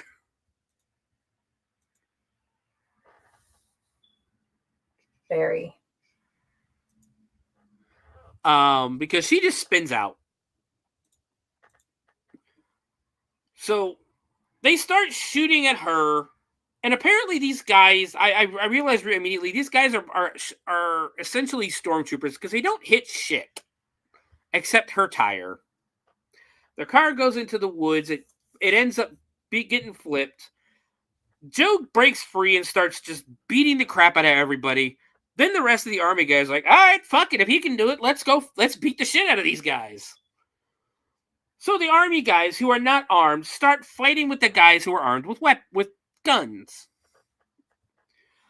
The one guy in the front who bitch-slapped Patricia starts shooting at him. Starts shooting at Joe. He opens a kind of like a toolbox and just starts throwing shit at people. He hits the original guy, in the shoulder with the screwdriver. Another guy starts shooting. He gets hit in the face with a fucking crowbar. And then a third guy gets hit with the I think it's called like the 4-star lug wrench. Yes. Yeah, he gets hit in the face with that. He gets knocked. Dude had a pistol. Go back to the other guys. They're fighting. They're trying to fight these rebels off. And they're doing a really good job. Pretty much beating the crap out of them. And then we see Black Star Ninja appear in the jungle, watching basically the guy he works for's team getting their asses handed to him. And then he looks over and sees Patricia climbing out of the car. And apparently Patricia doesn't realize there's a bunch of fighting going on, as a palm tree falls and almost hits her. More fighting is going on as the guys are trying to get these supplies out of there. One guy gets into the truck and starts driving off. Hold on. He tells the guy to go. It starts speeding off. He goes and he hits the bulldozer that's blocking the road. He tries to go around the bulldozer for some reason. And he gets away, and the rebels are telling another guy to go after him in another truck. He gets in that truck, so naturally, Joe, being the hero, jumps on that truck. and to stop him from chasing the other guy. While he's doing this, he takes the chain that is holding the tailgate, I guess, of the truck closed and climbs on top and walks to the front, throws it down, busts through the front window, grabs the steering, hits the steering wheel, turns it, jumps off the truck. The truck hits, or I guess goes around the bulldozer, flips over, and fucking explodes in 1980s action movie fashion. So that is literally that's a 1980s trope where shit would just blow up for no reason whatsoever. Yeah. Because, there's no reason that truck blows up. None whatsoever I could find. Yeah, but it goes up in a huge ball of flames. We go back to the fighting. The Americans are still winning the fighting. But then Black Star Ninja sends 3 of his guys down, and the tides change. And it was funny because the the first ninja jumps down. The guy turns around a machine gun and starts to fire. He jumps backwards up onto the truck. The guy shooting at him, he gets shot in the back with a bow or with an arrow. There's basically a ninja in a palm tree shooting arrows at him. Another soldier sees him, shoots and kills that guy. 2 more ninjas come out of the jungle, basically hog tie him with chains and kill him. Another ninja pops down, gets a bow, and it has a blade on the end, and he starts stabbing people. Just fucking soldiers are dying left and right now. These ninjas have taken over the fight. Another guy is trying to get Patricia. She tries to fight him off. We go back and we see that all the soldiers are now dead, while Black Star Ninja looks on. And a line of 5 ninjas has formed on the ground for no reason whatsoever. So we go back. The guy, when Patricia showed back up, Joe shows up behind him. The guy shoots at him, misses. He sits in, he kicks him a couple of times. The guy grabs a shovel and goes to swing at him. Joe kicks him, and he falls backwards and lands on a pickaxe. That guy's dead. Then the ninjas start shooting arrows at Joe, and he knocks him away with the shovel and then catches another one that almost hits Patricia right in the face. Black Star Ninja looks pissed. Joe breaks the arrow. I think that's some kind of insult in ninja. The 6 ninjas who are kneeling down, forming a line, now go chasing after Joe, and Black Star Ninja comes down and starts asking the captain who the hell that guy was. And, the captain basically tells him, I don't know. He's a new recruit. I don't even know his name. Black Star Ninja says he possesses great skill. So that's the beginning of the movie. Jen, what are your thoughts? It's our first fight scene. It's generally a fun fight scene, but also there's a whole lot of watching it as the picky adult. I've seen it's different now than the 25 times I watched as a kid. Yes, definitely. I mean, the fight scenes are kind of, like I said, it's meant to be cheesy. It's meant to be campy, so I give it a pass. It was still fun to watch. So we go back into the jungle. Joe has Patricia, and they're trying to outrun the ninjas. Now, Patricia won't shut the fuck up. No. She's doing that nagging, why are we doing that here? I'm in the middle of the jungle. I shouldn't be in the middle of the jungle. Oh, there's mosquitoes over there. Why are the mosquitoes? Lady, shut the fuck up. There are ninjas chasing us. This is the part where I'm this person was not raised as a military kid. No. Her mom had to have died, and she ended up having to finish being raised by her dad or something because she's acting like a spoiled city kid. Yes. That has no idea what actually happens when you're on site in another country. Yeah, because she is bitching nonstop, and at some point, you turn around and go, we're trying to hide from people. We're running away from people who are trying to kidnap you. Maybe shut the hell up so they don't know where you are. But they go, they're still running. The ninjas are chasing. He finally gets her into a ravine and covers her mouth. The ninjas can't find her, so they run off. He pulls her, and she's still bitching and crying, bitching at him, saying, I can't move as fast as you.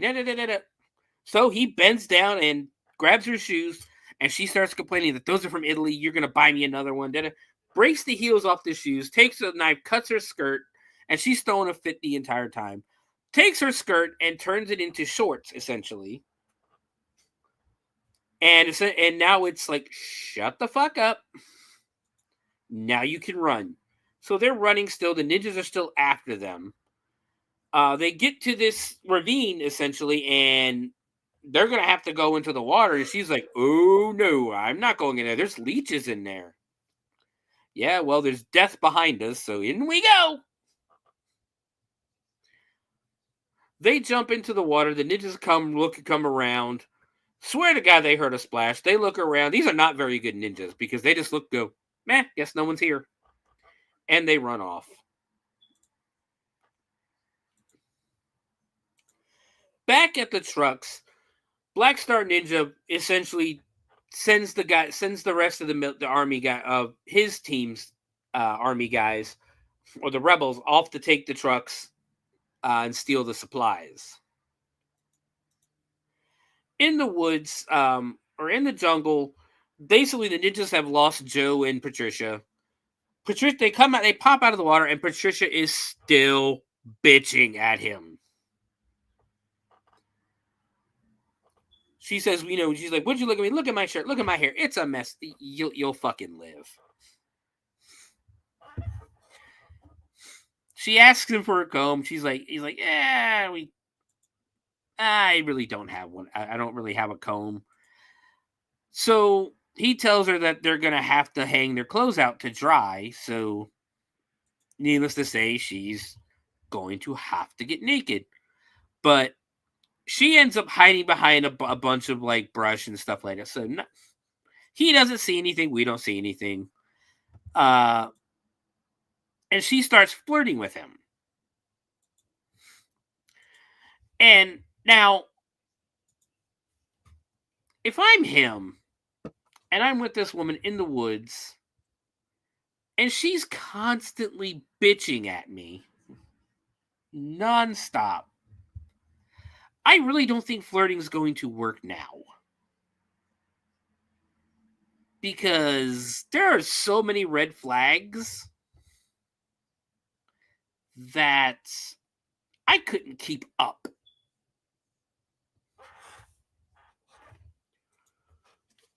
Sorry about that. You're fine. I don't know if you said something to me. There was a slight problem, and Josh was like, I need clarification. That's fine. No, I'm just talking about how while they're undressed, while their clothes are hanging up to dry, she starts flirting with him. She starts flirting with Joe, and I was telling the people at home, I'm not well versed in, romance or anything like that. I'm really not.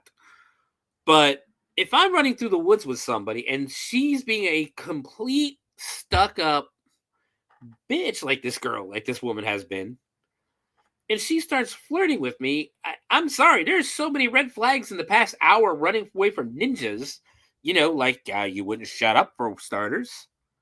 You have no common sense. Yeah, I don't think it's going to work out between us. One would think one day. Yes. But she keeps trying to flirt with him, and he tells her that they need, I guess it's been a while, so they need to get dressed. We cut back to the base where all the bodies of the soldiers that were in the storage trucks or the supply trucks have been returned to the base. And needless to say, the colonel is pissed. This is the third time that they've been hit this month. So it's the third time that they've had their supplies stolen. He tells me he wants every inch of the jungle covered before dark to find his daughter, essentially. He says to get on the horn with the chief of police and tell him to get his ass in gear. And he tells the captain that his ass is in a sling, mister, because, Patricia got kidnapped. The captain says, we tried our best. And the colonel's like, obviously it wasn't good enough, was it? So the captain... So basically the colonel asks, what happened out there? We never had any casualties before, in any of the incidents before. And the captain says we wouldn't have had any this time if it wasn't for the new man. To essentially saying that trying to play off that Joe was playing the hero instead of, helping anyone. Colonel's pissed now. He tells us this guy's ever gonna be sorry he ever joined the military. He calls for Jackson. Now we first get our first look at was it Lieutenant or Sergeant Jackson? At Steve James as the military guy. He asks what, basically he starts telling the colonel that they were killed by ninjutsu, like by people who were trained in ninjutsu. And he asks if the captain if he's ever heard of. The captain basically goes, "What the hell is that?" And he goes, "Oh, have you ever heard of ninjutsu, sir?" And the captain's like, "Of course I've heard of ninjutsu." Well, motherfucker, then why did you just ask what it was? That's what I was wondering. So Jackson says, evidence this massacre was the work of ninjas. And you can almost see the colonel go, ninjas? Are you kidding?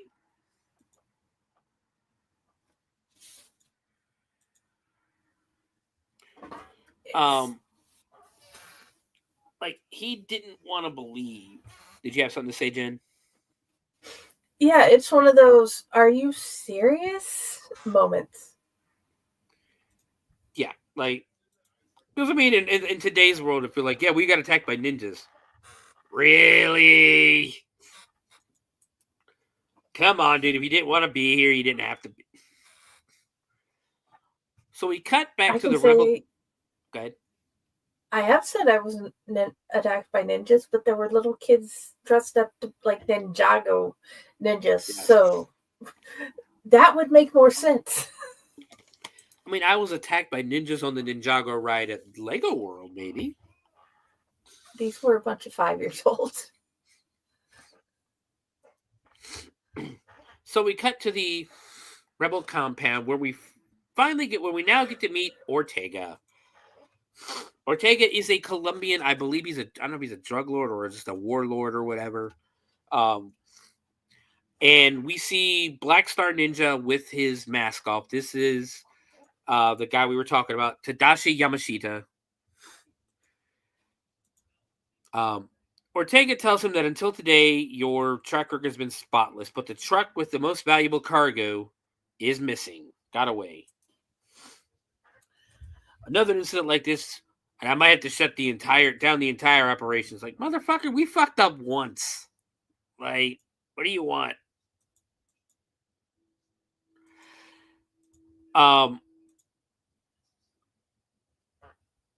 So Black Star Ninja basically speaks Japanese to him. It doesn't tell us what it says or anything. But he tells Ortega that, well, they have a ninja. There's an American ninja. And Ortega's like, what are you talking about? There's no such thing. And Black Star Ninja's like, well, I don't lie. He says, I don't lie. And that he knows it's death to teach ninja to a Westerner, but I also know there was an American ninja there. So Ortega basically tells him that they need to kill this American, whether he's a ninja or not, they need to kill him because this is a multi-million-dollar deal. We cut to a fruit truck driving up to the base where Patricia and Joe get out of the truck, and I know it's not the base. I think it's just their house. Patricia obviously doesn't want Joe to leave, but he's like, yeah, I gotta go hit that dusty trail. And he takes off. He kind of doesn't want to either, but he's also like smart enough to go, hey, that's the Colonel's daughter. I probably shouldn't do this. Mm-hmm. He gets back in the fruit truck, and we cut to the base where Joe is essentially getting chewed out by the Colonel. The Colonel is essentially doing the whole, I suppose you think you're some kind of hero because you saved my daughter, huh? Well, yeah, kind of. That's kind of the definition of a hero. Joe says, no, sir. And the Colonel says, well, good, because I have half a mind to throw you in the stockade. Like, he saved your daughter. Okay. Just what the hell were you trying to prove? Basically, it's the whole, you got a bunch of people killed because you just didn't do what you were telling. Now we've got 4 dead men on our hands, and there's going to be an investigation, and that he's going to be court-martialed, and he can't, and the Colonel says he can't help him, and tells him to get out of his sight. So then he turns and asks the sergeant, to read him his record, because he asked for his records and that. So the sergeant basically goes, date of birth, unknown.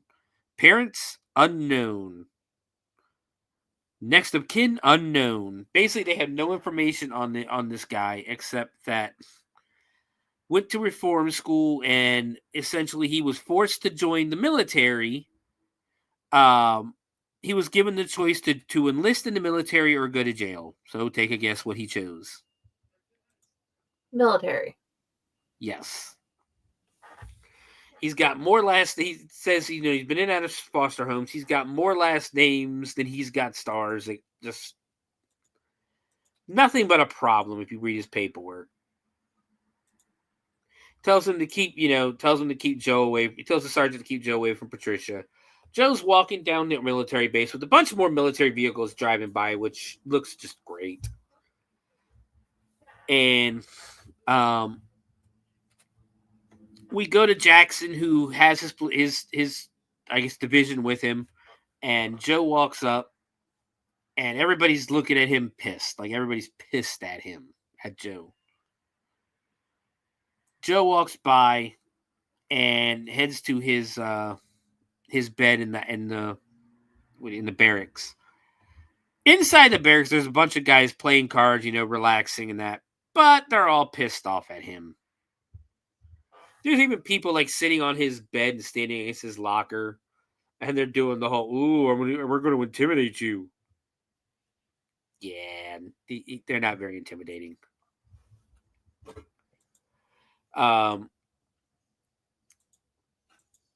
Essentially, they're pissed at him. They blame him for the death of the 4 guys.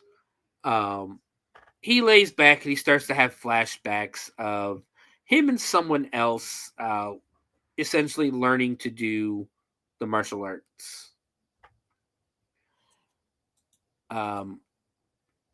So then we cut back to the Rebels compound. Ortega is welcoming his buyer. We don't know or learn the buyer's name at all.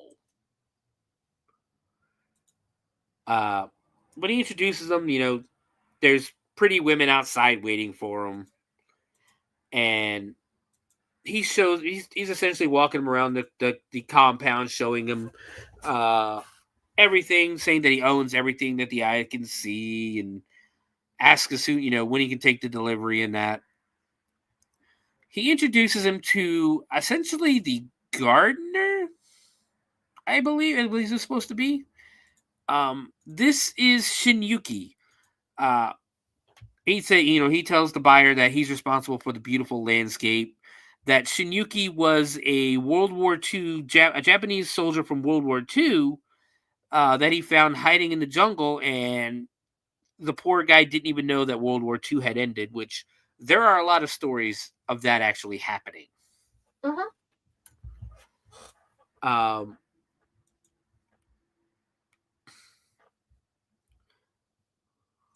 Like they say, he tells me that he and he found him in the woods, jungle, all that, brought him back, and he's an artist when it comes to the landscape. We now cut to the ninja training compound where we see a bunch of different colored ninjas. Yellow, red, orange, green, like almost Fruit Loop colored ninjas. Plus the black ninjas. We don't see any white ninjas, surprisingly. But we see red ninjas climbing ropes. And they're basically doing like ninja obstacle courses and that. And he's showing off the training stuff. And then, so they go to the center where Black Star Ninja's waiting for him, and he's going to put on a demonstration against the Red Ninjas. Needless to say, Black Star Ninja beats the shit out of all four of the Red Ninjas that were doing the demonstration with him, including actually killing one of them. With a stick, breaks his neck. And as Black Star Ninja walks away, as he's walking away, Ortega tells the buyer that the Red Ninja sees it as an honor to die at the hands of Black Star Ninja. It's like, well, probably would have rather survived, but okay.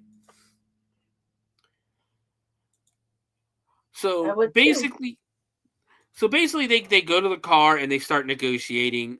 He's going to pay $4 million for whatever it is that they're going to steal, essentially. So they agree to the price. Now they're going to go celebrate with some champagne. What do you think of that scene, Jen? The scene with Black Star Ninja fighting the Red Ninjas. I thought it was a good little martial arts scene. I really liked the obstacle course. Yeah, that was fun to look at. And the rainbow things. I was actually wondering too why they just left out the white ninjas. Probably because it's hard to keep that color clean. I would think so. Plus, you can't do if you do black and white ninjas, everybody's going to start comparing you to G.I. Joe and with Storm Shadow and Snake Eyes. And most definitely, I think we were watching G.I. Joe at this time too. Oh yeah, 1985 G.I. Joe was still a big thing. It would get bigger. Small? Yeah, like G.I. Joe lasted a while too because WrestleMania 6, or right around 1985, I think is when G.I. Joe was at its peak because that's when Sergeant Slaughter joined the cartoon and actually had to leave WWF because of it. I may be off on the dates and that, but there was a falling out between McMahon and Slaughter over the G.I. Joe. But yeah, like it's one of the it could be any reason. I do want to say that this second fight scene with him and the Red Ninjas was a lot less cheesy and a lot less campy than the other scene than the first fight scene. Oh yeah. So they're standing in the car. They decide to go get some champagne. Then we cut back to the military base where Joe is working on one of the trucks, and Jackson and his platoon are running by, and then he decides to stop and walk over to start giving Joe some shit. He starts talking shit to him, and Joe completely ignores Jackson. Charlie is kind of like egging this on. he starts telling Joe that we don't like glory boys here and that he lost some friends and that. And he wants Joe to come fight him. He ends up taking the wrench out of Joe's hand. Joe goes down to get it, and Charlie kicks it away. Joe tells Jackson, don't push it, and starts to walk away until Jackson goes to punch him from behind, or no, in front of him. Was it in front?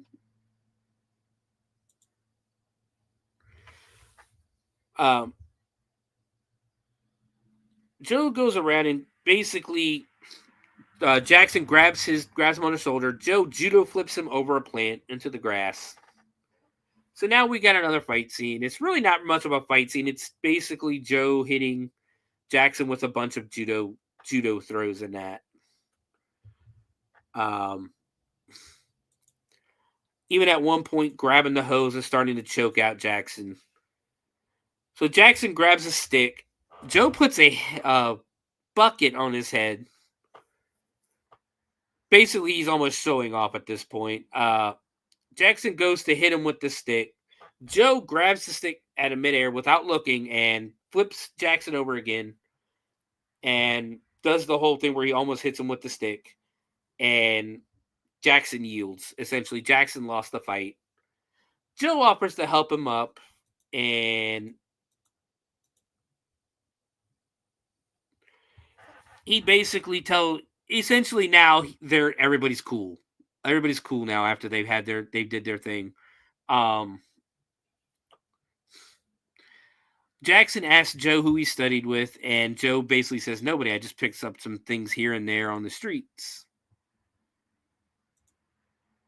Well, now all of a sudden, the sergeant shows up and tells Joe. Jackson tries to cover for Joe, saying, this is, or for them, but I guess both of them technically, saying that this was a demonstration. The captain tells Joe to get back to his office, and Jackson keeps trying to say that he's the one that started it, but the captain is saying, nope, I saw everything, he started it, all that good stuff. Fast forward to the next day, and now Joe is on trash duty. Jackson pulls up on his motorcycle and starts trying to starts talking to him. Starts trying to figure out where he learned it again, and Joe again says he doesn't remember, he just knew it from childhood.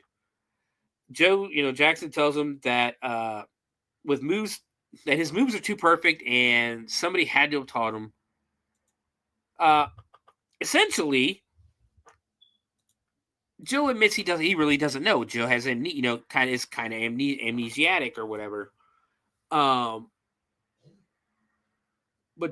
Jackson wants to start putting demonstrations off almost like a wrestling match where him and Joe face off and put on like demonstrations or fake fights and things like that and make money. Joe, of course, has no urge to do this. But Jackson keeps trying to talk him into it. Joe says he doesn't like crowds. Then Patricia appears, and you can see how they looked at each other, and Jackson's like, oh. So Jackson's already figured out that Joe has a thing for Patricia. And Charlie, apparently Charlie is taking Patricia off base, sending her back home or something. She doesn't want to go home. And she convinces Charlie to take her somewhere. And the next thing, all we see is it goes back to trying to get my thoughts together. So she wants him to basically leave her at the house, but he's got to follow orders. She convinces him to take her back to the house. Then we go back to the base where Charlie is showing up again, or she's at the country club, rather. I'm sorry. Charlie shows up and asks, and walks up to Joe and Jackson and asks them to. It basically says he has a dilemma that there's this girl he wants to go on a date with, but he's got duty, and he wants Jackson to deliver a note to her. Jackson says, "Well, I can't do that because I have duty tonight too." So Joe offers to deliver the letter. And Jackson's like, "Well, how are you going to do that? You can't leave the base." He goes, "I'll find a way." Cut to later that night. Joe asks Jackson that tells Jackson he needs to borrow his motorcycle. Well, for what? Well, guess how he's going to get out of the military base. Jen, you want to tell everybody how you got out of the military base?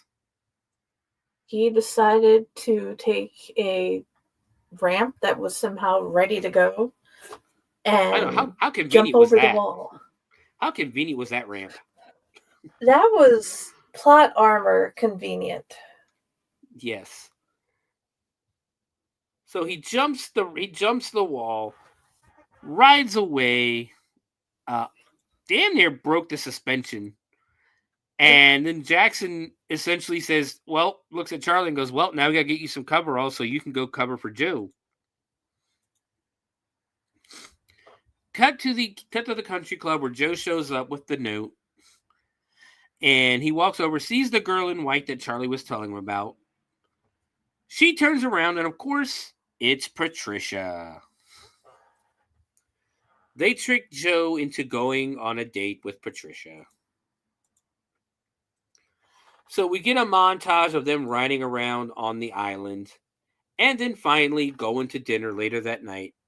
But Jen, who shows up at dinner in the same restaurant with them? There seems to be that colonel or that I can't remember the rank, captain. the guy from the convoy, and the war guy, the guy trying to get all the supplies. That would be Captain Ronaldo and Ortega are having dinner together. So the captain of the military is having dinner with the guy stealing the supplies. Mm-hmm. Joe gets a little nervous because, of course, he's not supposed to be off the base, and Ronaldo's the one that made sure he wasn't supposed to be off the base. Oh, yeah. So Ronaldo looks over, sees Joe, and is like, "Son of a bitch!" And he tells Ortega that that's the guy that, from the convoy. So now we know that Captain Ronaldo is in on this whole thing.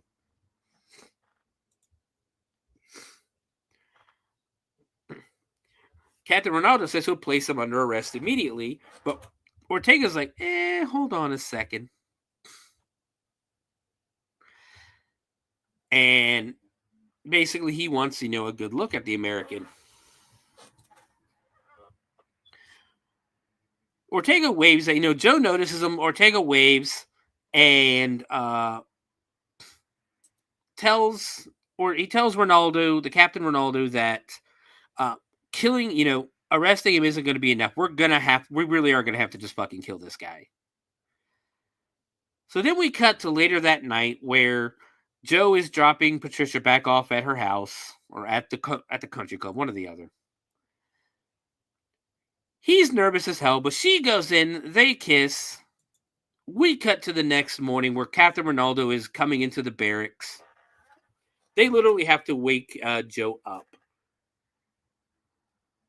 Ronaldo starts with saying there's some soldiers in this unit who think they can make a fool of him.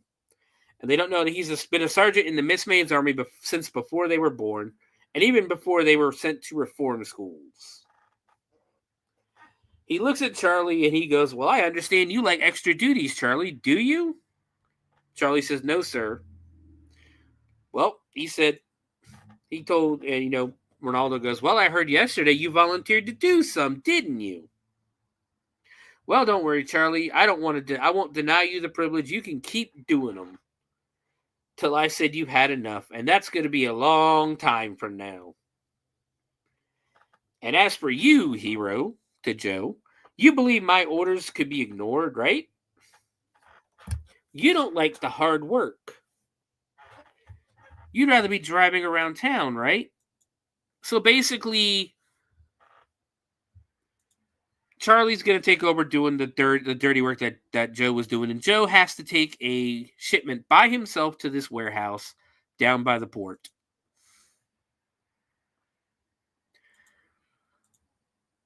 So he gets in the truck, drives all the way down there. And as he's entering, he sees these two guys on a motorcycle. And he asks, this Warehouse 5. They're like, yep, it's right over there.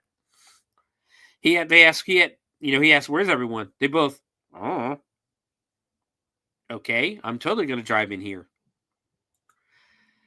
So he parks the truck and enters the warehouse, where there's nobody in the warehouse. As he walks over, a kind of like a spear, I guess, comes flying down from the top. And we see a ninja on top of one of the shelving units. He throws the spear at him. They fire, a couple more appear and start shooting arrows at him. They miss because, again, they're stormtroopers. We get a shot of them coming down from the rope, and then this is where I thought I always start getting the sillies when we got to watch these guys climb down ropes and that. So he faces up with a ninja, punches one, steals his sword, and then kills the other two ninjas. And it's that, cheesy ass, like, slash to the back that will automatically kill a ninja. Mm-hmm. So he's fighting off, and there's more ninjas popping up. We're getting another, basically, ninja-style, one-at-a-time ninja fight. But I thought there was one really, really cool one, a really funny one, where he's sneaking around a bunch of boats, and there's a bunch of, like, bags of rice. And as he's walking, some rice starts falling down, like someone's up there. So he just takes the sword and stabs through the rice and stabs a ninja right in the stomach.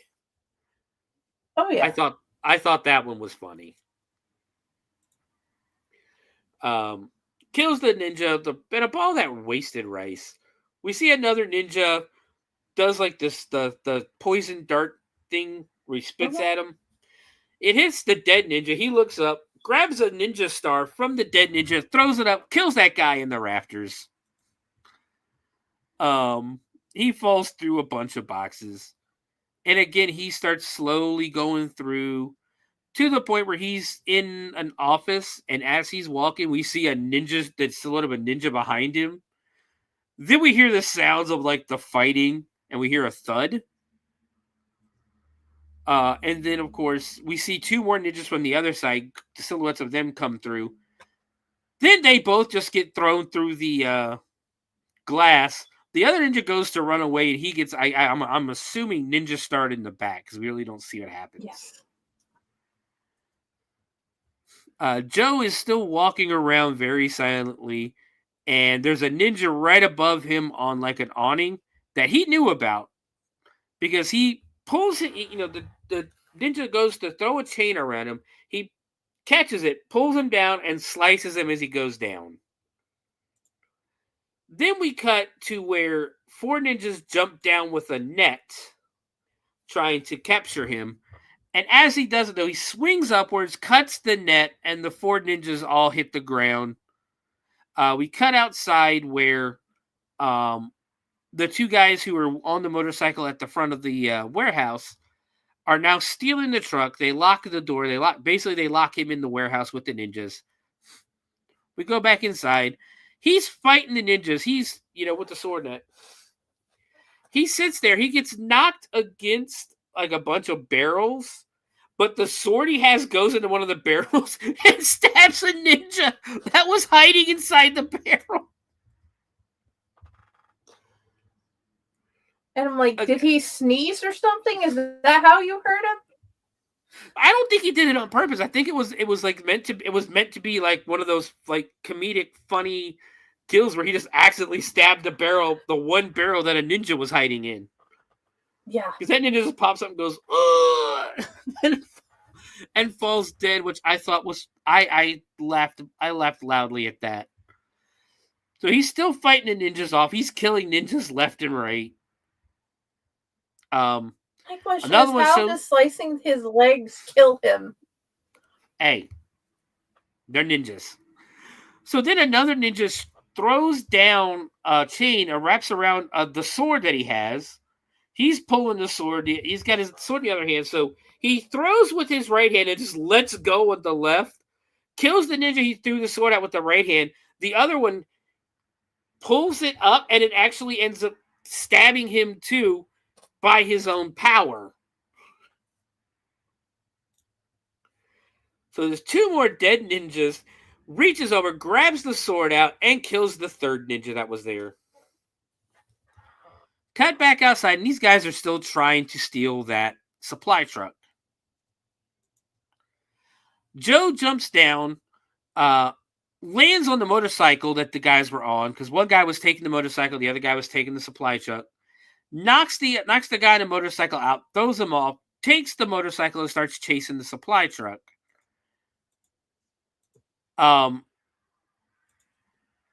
Essentially catching up to the supply truck and crawling underneath it and holding on underneath the truck as it goes speeding towards the rebel compound. And apparently not once did anybody think to look under the truck that was coming from a U.S. military base to the rebel compound. You know, there's this thing that they have about up and down in this movie. Uh-huh. So, essentially, Ortega is there, climbs into the truck, and Black Star Ninja's there as well, and sees that the one thing they were looking for, it was on that truck. They do not show us what it is yet, though. Everybody packs up and they stay. Everybody walks out of the warehouse. Joe climbs into the truck, and we see it's kind of like a missile ordnance system, I guess, or like a rocket launcher, kind of. Mm-hmm. But he's in the truck looking to see what they were looking for. One of the soldiers comes around the corner and goes to stop him. Joe kicks him. A gunshot goes off, alerting everybody outside that there's somebody in the warehouse. Ortega tells the soldiers to shut the door and go looking for him. But Black Star Ninja stops him and says, no, the ninjas are probably better at hide and seek than you guys are. So they go looking for him. He's climbing around the raptors because apparently nobody looks up. They don't look down. They don't look up. It's like, nope. Seriously. Like, they don't look up. They're looking around. And random people start finding them. And of course, they just start shooting. Now, again, they are stormtroopers. They couldn't hit the broadside of a fucking barn. It's a whole lot. Everybody's a stormtrooper in this movie. Yes. Because basically, he's just running around, and every time he gets somewhere, somebody sees him, shoots at him, misses, and he just knocks him out.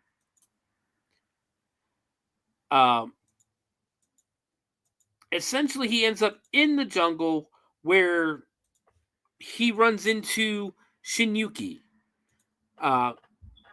who basically he recognizes Shinyuki. Spoiler alert, Shinyuki is the guy that actually trained him into the art of ninjutsu. Yes. And he tells Joe basically he will know, he recognizes him. He goes, you will know me when the time is right. You need to get the hell out of here. And shows him to a cave, or I guess some kind of bunker or whatever. Joe goes running and hiding in there and ends up getting away from the ninjas. Ortega, pissed off now, goes to his car, picks up his car phone because, it's the 80s. We didn't have cell phones, but we had car phones. And calls up Sergeant Ronaldo and is basically like, dude, what the fuck? Tells him that, the American is still alive and all that good stuff, that the ambush didn't work. And that he knows about the missiles. Ronaldo is saying that he'll take care of it. He'll take care of it when he gets back to the base. Cut to Joe and showing back up to the base. And as he's walking in, the MPs stop him and essentially are putting him under arrest, that he's going to be court-martialed. At the end of the day, he's been accused of stealing the supplies that he was delivering versus being ambushed. So we cut to Jackson showing up, and Jackson thinks he's being that Joe's being arrested for being AWOL, and of course he wasn't AWOL, he was delivering the goods. And the guy in the MP essentially says, no, that's not what he's being, he was arrested for. He's arrested for stealing the supplies, not for being AWOL. So then we cut to Jackson talking to the captain, and he's basically saying, hey, it doesn't sound right. I really don't believe Joe stole that stuff. And Ronaldo's like, you should probably not get involved in this. We cut to Joe sitting in the cell. Really nothing, just looking almost like he's looking for a way out or something, but he just hangs out in the cell for a little bit. We cut to Patricia's house, where with Jackson showing up on his motorcycle. Because he wants to talk to the colonel.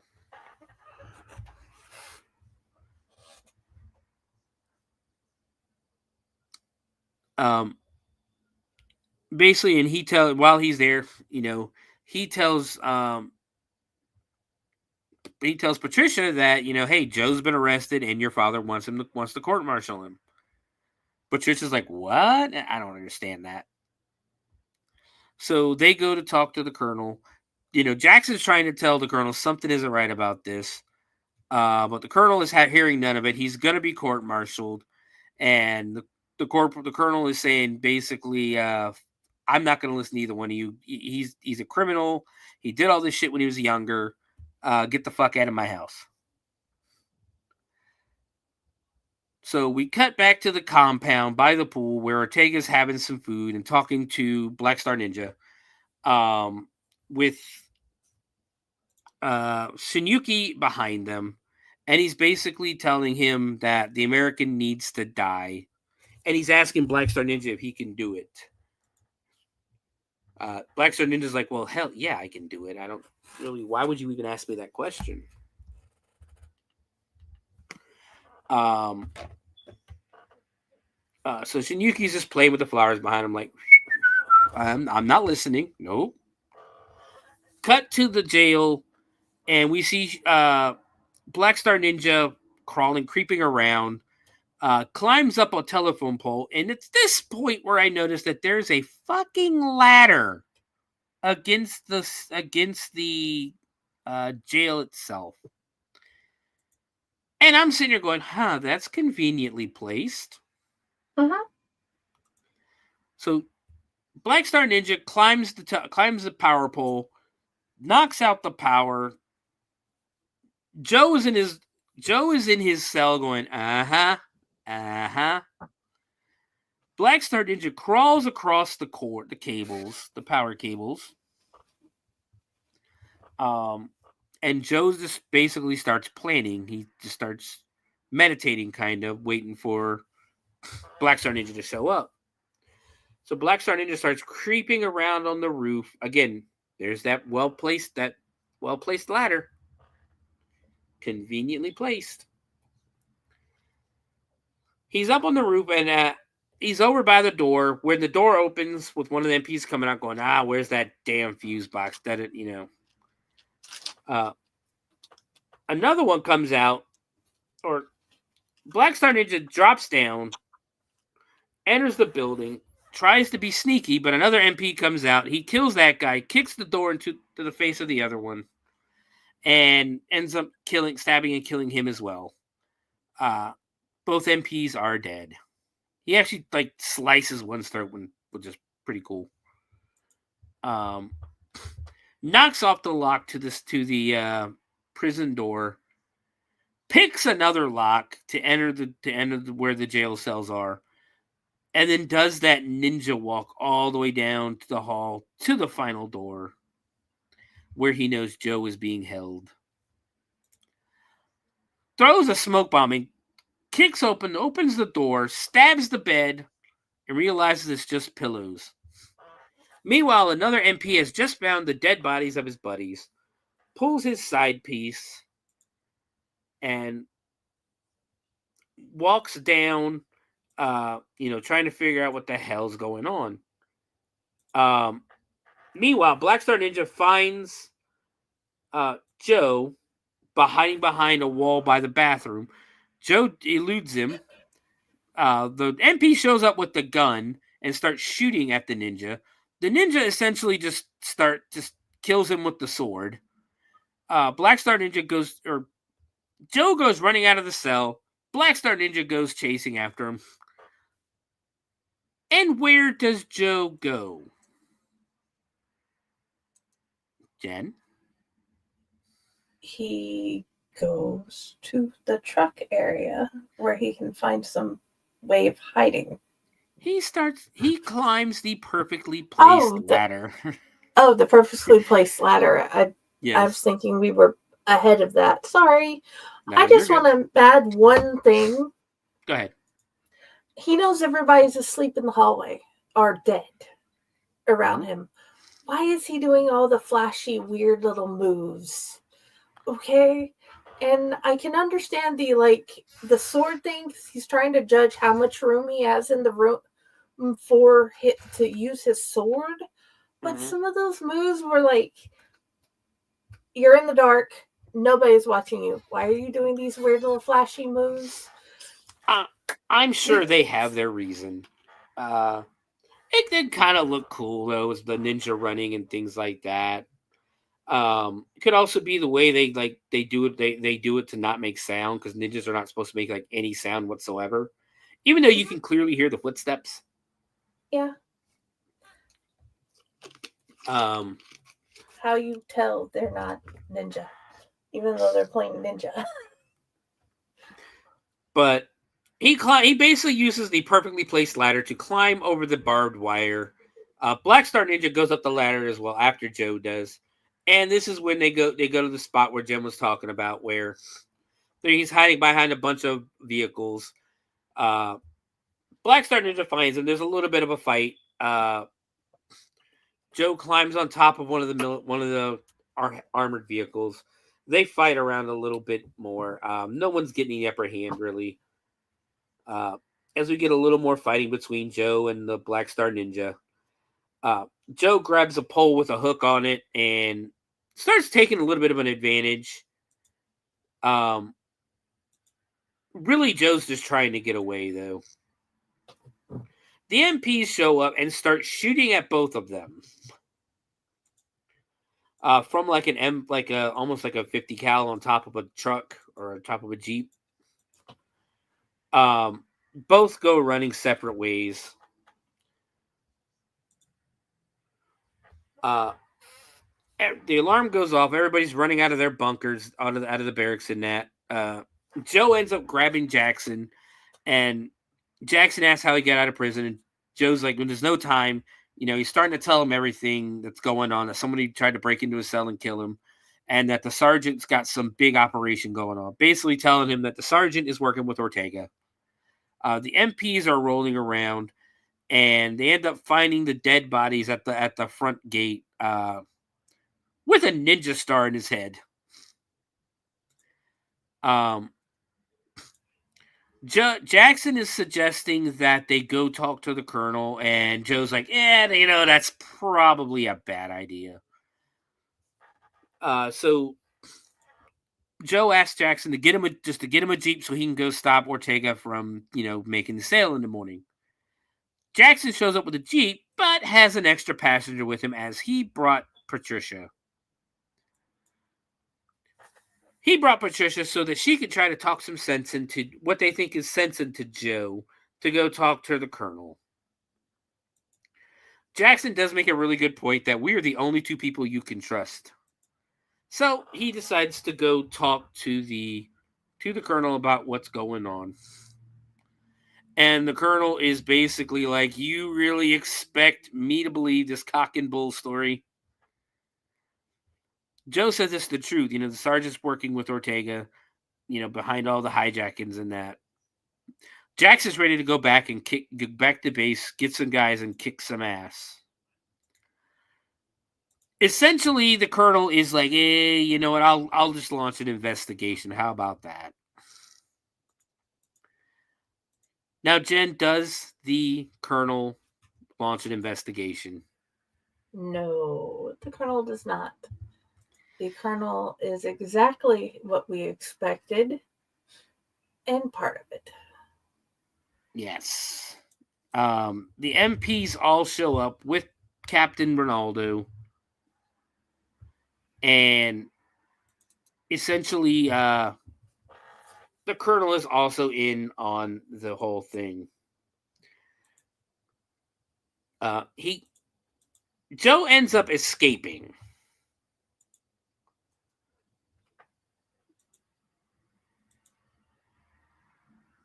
While the colonel and Patricia are arguing, Joe ends up escaping. He's telling, the colonel's telling Patricia he served time in prison. And apparently that's a deal breaker for Patricia. Because she's like, is it true? I think, maybe. So Joe busts through the lattice window and hops over the fence and goes running.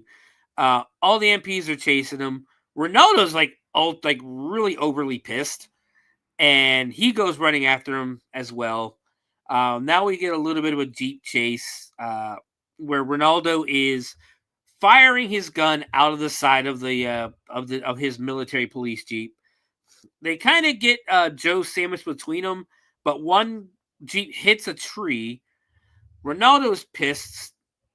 He starts shooting at Joe again. And then he's also he ends up throwing the guy driving the Jeep. Ronaldo throws him out of the Jeep and chases him himself, trying to pit Joe's Jeep. Joe essentially knocks him off course. The Jeep goes down an embankment and fucking explodes. I'm looking at this again. I'm trying to see, did it hit something? Why the hell did that Jeep explode?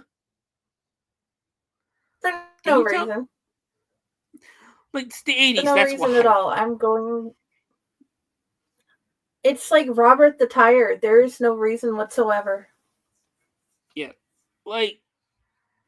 It's a fucking tree. It's a small tree. It's not even a big tree. It's like a sapling. It hits the sapling and it just explodes into this giant ball of flames. We go back to the colonel's house where Ortega has shown up, and the colonel's like, look, I hate to tell you this, but we're going to have to stop with the sale and shipment and everything. Meanwhile, Black Star Ninja is climbing out of the limousine to essentially go up and kidnap Patricia. Needless to say, Ortega does not want to cancel the deal, but the colonel is like, yeah, we kind of don't really have a choice. Black Star Ninja breaks into the house and kidnaps, grabs Patricia and runs off with her. The colonel is telling Ortega that he doesn't give the orders, that the colonel gives the orders, not him. He says it's very easy. Ortega says it would be very, very easy for me to reveal your part in this to your daughter. What would she think of you then? And the colonel just fucking drops him with one punch. He tells him that he'll be there in the morning to take everything back and to get out of his house. And Ortega says, well, you're going to regret this. Ortega leaves, gets into his car, and sees Patricia with Black Star Ninja in the back. And he's pleased. So Ortega leaves. And we cut to Joe, who is now at the rebel compound, I guess you could call it. And of course, it cuts to that now. But yeah, he just. Commercial? Yeah, I got a commercial. I know he takes out Joe does take out a couple of guys up there on the. He's taking out the soldiers. Runs across the street. 3 fucking guys on the street don't see him. Like it's almost like it's obvious they're choosing not to see him because of the movie, but it's like in real life, it's like, hey, did somebody see that guy just run by? Huh? Like, he's not doing a very good job of being invisible. Let's put it that way. No. And the ad is almost over. Yeah, man. You got this. You can do it. So he's basically running through the compound, just taking guys out, soldiers out left and right. Not actually killing them, just like knocking them out. You know, these guys have families. It's fine. And I mean, he's like literally running up, was behind him. They turn around. Huh? Pop, pop, pop. Unconscious. Until he gets to one corner, and out of nowhere, Shinyuki shows up and grabs him and says, it was you before the explosion. You know, he finally started to remember that Shinyuki was the guy that trained him. And they go to Shinyuki's room where they have some tea because, we have all the time in the world. And we get some training montage stuff from when Joe was a kid of how Shinyuki was training him to be a ninja. Shinyuki named him Joe because it was the only American name that he knew. It shows them firing the shooting arrows, swinging the swords with the poison darts and everything. Joe says there's also so much that I don't remember. And Shinyuki says, there's a lot of stuff I let you forget so that you could, so your mind wouldn't be in pain. But now you are ready. And he presents him with a shit ton of ninja weapons. The swords, the sais, the ninja stars, and everything. And he tells him that these symbols will focus the ultimate power of purpose. Jin, Retsu, Zai, and Zen.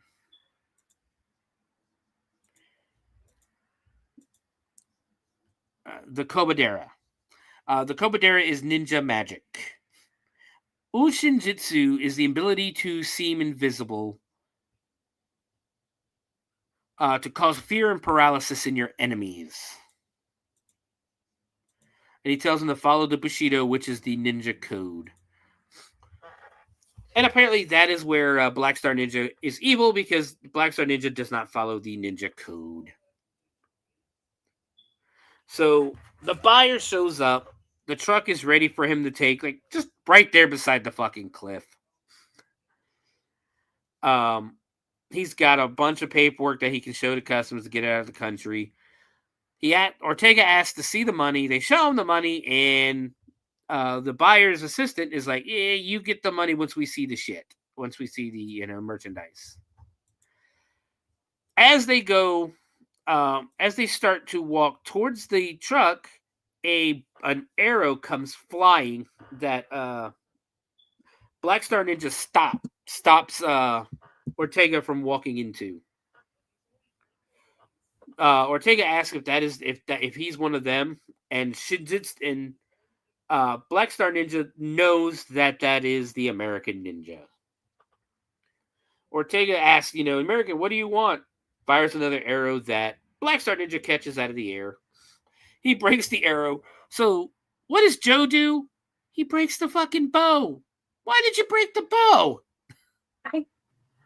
I don't know. I've been trying to figure that one out. It's like, breaks the arrow. Ha, I can do that too. Break the bow.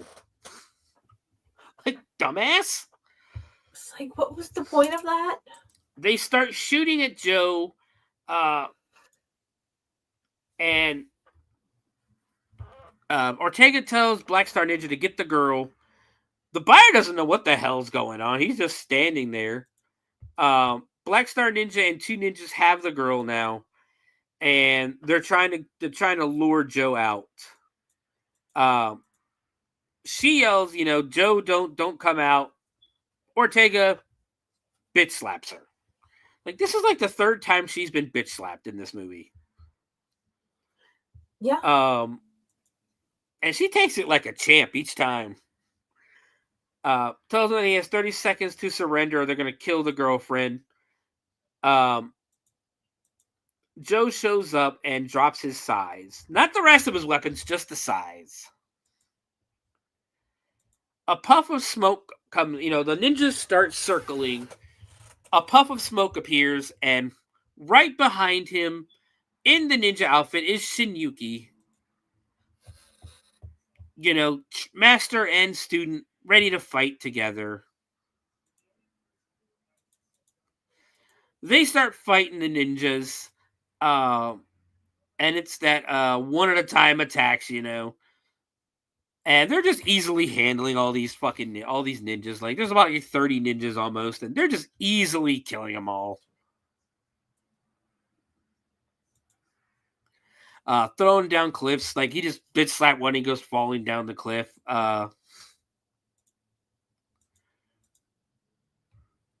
She's watching like just in awe, and he's just, the buyer is almost. I can't speak Spanish, but I'm pretty sure the buyer's going, you know what? I think we'll just take our money and go. And Ortega's like, that's all right, it's fine, don't worry about it.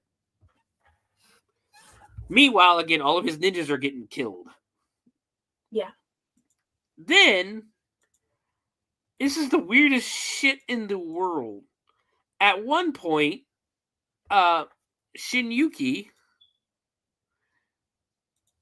puts his hands together and fucking, like, fades away Luke, like, Jedi style. Yeah, that's why I'm like, apparently he's the only one that has the ninja magic. Yeah. He literally disappeared. Like, he just does that whole thing where he, like, in A New Hope, where Obi-Wan just, like, shuts his lightsaber up and goes, oh, and then gets struck down by Vader. Like, this dude didn't get struck down, he just puts his hands together and, like, fucking fades away. Appears in front of Joe to take I think it was a poison dart or something that was meant for Joe. It was just the strangest thing watching him disappear. Like, in front of everybody. It was a knife. Yeah, like... Reappeared and took the shot for him. Yeah, he took a knife in the stomach, like Dobby style from Harry Potter. But go ahead, I'm sorry, I didn't mean to interrupt you. And then it's like, alrighty, the heroic death, but it's like, why couldn't he just dodge it like he did everything else? Well, he was taking, why didn't he just appear behind the Black Star Ninja and, like, choke his ass out or stab him or something like that? That would have been more That would have useful. been a lot more helpful. Then all of a sudden, in the distance, they hear some gunshots because the U.S. fucking military has shown up and they're wiping out the entire army. Jackson is literally on that 50 cal on the Jeep, just blasting away. There's armored vehicles. They're here for a fight. And this army stands zero chance. We cut to Joe watching these guys get mowed down with the bullets. There's even one guy sitting on one of the armored vehicles with a pistol just shooting people. Finally, we get the face-off between Black Star Ninja and Joe. They start with different, they got two sets of different weapons. We cut back to the military guys shooting everybody again. And it's weird because for somehow in whatever Black Star Ninja has on his hands, this dude has like a whole arsenal. But we cut to Jackson And this really big Asian dude comes out, or I can't really say nationality because I really can't tell, but this really like jacked up dude comes out. Jackson punches him and it does nothing. And Jackson's just like, oh shit.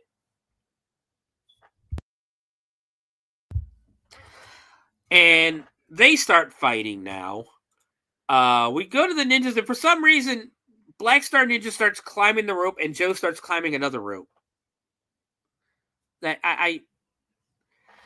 as Joe is climbing the other rope, apparently he's got like a freaking whole, like I said, an arsenal in his hand because he's got a flamethrower in the glove that he's wearing. And like Black Star Ninja has a flamethrower in the glove that he's wearing. And he burns the rope that Joe is climbing. We cut back to Jackson and the big Jack dude fighting, and Jackson gets a fucking vice grip onto this guy's balls and starts twisting. So the guy, he throws the guy against the wall. The guy naturally bounces up and kicks Jackson in the balls. But Jackson essentially just starts. You got something to say, Jen? I was just saying, yeah, that was just like, wow. Jackson eventually throws him headfirst into a wall, knocking him out, and goes running off. We cut back, and there's still more military guys. They're finally getting up to the plantation house. One American guy finally gets killed, but yeah, they're just mowing down everybody else. Like, this army stood zero chance. No. The buyer now is looking at Ortega like, you know what? I think we're done. We're going to go ahead and leave. Fuck this. Everything is not okay. United States military is here. The buyer gets mad, slams down the paper and goes, no, we're fucking leaving. Because Ortega says you can't leave, you must stay. So the guy slams the paperwork down, goes to walk away. Ortega pulls out a pistol and kills the guy and his assistant. He takes the briefcase full of money. That's all he cares about. He goes to try to get away, even though there's a fucking helicopter right there. As he's trying to get away, the military has now arrived at the plantation, and they're just, again, shooting everybody. Even ninjas. One ninja gets shot. He pulls his sword out to fight, and he just immediately gets shot. Ortega has Patricia hostage, and he's trying to get in the helicopter, which I don't know why he didn't do that to begin with, but okay. Joe and Black Star Ninja are still fighting. Joe throws a couple of ninja stars and misses. Black Star Ninja climbs on top of the roof, throws a smoke bomb down, disappears. Cut to Jackson beating the shit out of somebody. And again, that now the colonel has shown up and he's telling Victor to let her go. Victor Ortega. Ortega to let her go. Ortega says he'll let her go if they let him get into the hospital or the helicopter, he'll let him go. So the colonel tells him not to shoot, and immediately Ortega throws Patricia into the helicopter. The colonel tries to stop him, and Ortega shoots him. So now the colonel is dead. The helicopter starts up, and they start to take off. We cut back to Joe and Black Star Ninja fighting. Victor could have got away, or Ortega could have just flown away in a helicopter, but he's like, no, hold on. I want to watch this fight over here. So he's watching the ninjas, Joe and Black Star ninja fight. Go ahead. It's almost like he's waiting for his best buddy to get done fighting and come with him. Yes. Black Star Ninja starts to run away from Joe. Now he's got a fucking laser in the damn thing. Like at one point, I think he had like bullets. He's shooting bullets at it, and then he's like a laser. They jump in the pond, or Black Star Ninja stops running, jumps in the pond, and then they face off with the swords in the water, in the pond. And we get a nice little ninja fight with the swords. And it's, what you expect. It's a sword fight. And eventually Joe ends up killing stabbing Black Star Ninja in the gut, slicing him upwards, and Black Star Ninja is now dead. Ortega's like, you know what? Let's go. So the helicopter starts to take off and flies close to Joe, who jumps on it. He's climbing up on the helicopter. Ortega now gets on the, the landing thing on the outside and starts trying to shoot at Joe. He's missing. Meanwhile, on the ground, Jackson has the missile thing, the missile ordnance that they were trying to steal. And he's, telling Joe, come on, Joe, get off there, get off there. Joe is now kicking at, Ortega loses his gun. Joe is kicking at him, trying to shove him off the helicopter. And meanwhile, trying to save Patricia at the same time. Jackson has the shot. Joe opens the side of the helicopter up, and Patricia's like, what the fuck are we doing? No, we're not going to jump.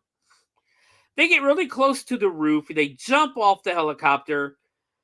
Jackson fires and blows it up. Now, my question is, what did the helicopter pilot do? Because technically, you just killed an innocent guy. Uh-huh. Like, am I wrong on that one? Joe go ahead. Did the pilot know what his boss was doing? Was he just randomly hired for the day? I mean, he was technically not even Ortega's helicopter pilot. He was the buyer's helicopter pilot. Yeah, but we all know what the buyer was doing. He was trying to buy weapons. Yeah, but that don't mean he knew what was going on. He was basically he was probably like, hey, here's $1,000. Fly us over here and then fly us back if you don't mind. But I could be wrong.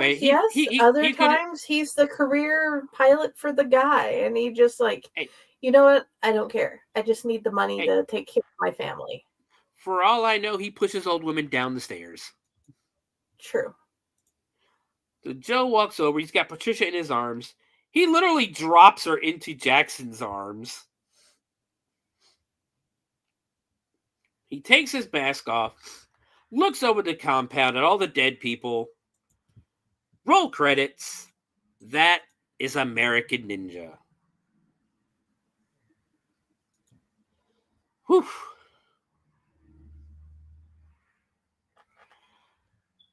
So, let's see. We have any trivia. It was released on August 30th, 1985 in the United States. Filming location was in the Philippines by the Cannon Group and Golan Globus Productions. Now, Jen, what do you think the budget was? 3.5 mil? You overshot. It was $1 million. And this movie is seen as a success technically because on its opening weekend, in the United States and Canada, it made $3.2 million. Altogether, it grossed worldwide. It grossed $10,499,694 on a $1 million budget, which that's pretty good. That's pretty good profit.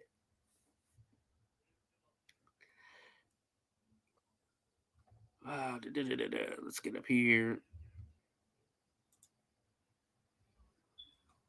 So apparently in an interview with German media in 2012, Michael Dudikoff revealed that he was sweating so much during the later fight scenes, because he had malaria.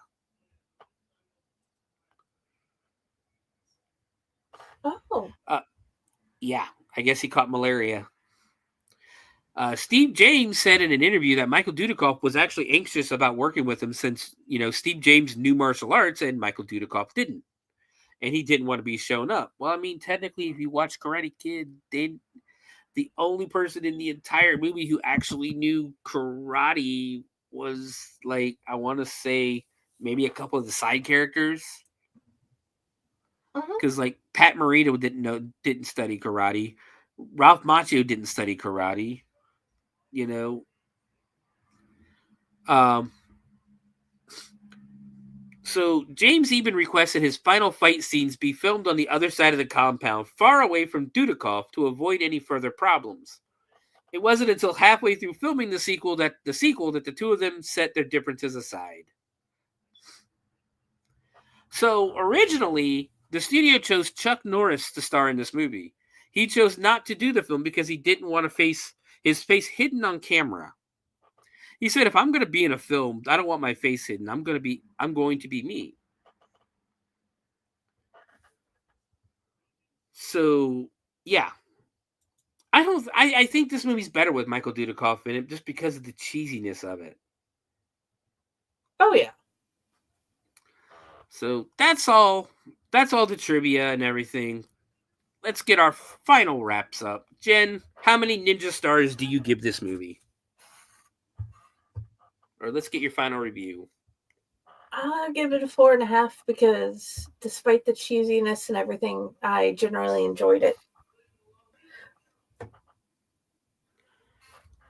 So for me, I'm going to go 4 just because the cheesiness is what makes the movie good for me.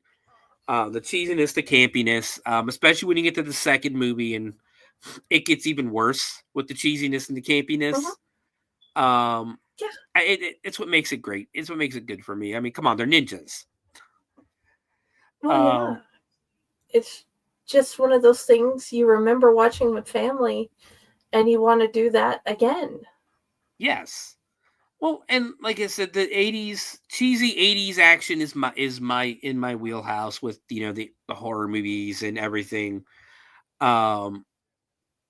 And this just hit the spot, it brought back that nostalgia for me and reminded me why I actually do love this movie. So yeah, 4 stars. I can do 4 on this easily. You know what would have been awesome if we could have watched all these movies when we were younger as friends. I would have loved to see if we'd watched the same ones. Oh, I was watching these movies and me and my buddy would go out and like do ninja stuff, do quote unquote ninja stuff and that. Like we were crazy. It was crazy growing up. But we also got to grow up in a world where we could run the neighborhoods and shit, stuff like that to like all hours of the night until our parents got that. Until our parents who were at home watching TV got that message. It's 10 o'clock. Do you know where your children are? And then they're reminded that they're parents and they have children. They have to go actually be responsible and find their children. But Jen, where can people find you? In an hour, back here, same place, same time, interviewing Mark DeRowan. I probably mispronounced his name. You can also find me Fake Horror, Owlite. You can find me Jennifer Elliott author page, Corpse Garden Chronicles, and Friday with the Library in the Blue Box. Very good, very good. And on Monday, you guys are watching a movie we've already done here on the Bloody Binge. Yes. It was our back to school movie last year. You guys are watching Class of Nukem High. Yes, I'm excited to watch that again. Yes, that's a fantastic movie. That's trauma at its best. Oh yeah. There's 2 sequels to it. Plus, they actually updated it. They're the sequels. They're not remakes, but they're actual 2 sequels that came out about 10 years ago. That are actually, I've seen the first one. I haven't seen the second part of it, but it was actually really good. I need to go do that. Yes. But as for me, you can always find me, of course, everywhere at the Bloody Binge Movie Podcast, on Facebook, on Twitter, X if you will, and on YouTube. You can find all the backlogged episodes on YouTube. Every episode we've ever done, except for one. There is one technically lost episode. but I still have the episode, and I think I haven't uploaded some on Spreaker. I think the episode, the Rocky Horror Picture Show episode, is on Spreaker still. But everywhere else, unfortunately, you will not be able to watch it. As there's a lot of copyright stuff in there. But every other episode you can find there. Also, you can also find them if you're only interested in the audio only versions of the episodes. You can also find it anywhere on Spreaker that Spreaker uploads, including Spotify, including iHeartRadio and Apple Podcasts. So that's all there for you. Listen to the show while you're at work. Listen to the show while you're driving in the car. You got a long road trip. Hopefully, I can help you pass the time away. And of course, you can go ahead. I said, I definitely like redoing Shivers. Yeah, Shivers is fun. We're gonna do more of that. I have a couple of ideas coming up on it. We'll see if we can pull them through or not. But you can also, of course, next Friday join us. St. Patrick's Day. We'll probably end up talking about the history of St. Patrick. Me and history of holidays. Yay! We'll probably talk about the history of St. Patrick's Day, how a lot of it is fake. How it really is, especially in America, it's really only a day to pretend to be Irish and drink. Yeah. But now who knows? Maybe I'll grab a bottle of Jameson and take a shot of whiskey on the air. Who knows? I can join you. Except I think I have Pendleton. As long as it's Irish. So next week we are watching Full Moon's Unlucky Charms. Again, this is a movie that I have seen before, but I've only seen it once, so it doesn't fall into that category. Like today's movie won't be included in the end of year awards of worst or best movies because I've seen this movie so many times. Next week's though will probably be included because, like I said, I've only seen it once. So, hold on.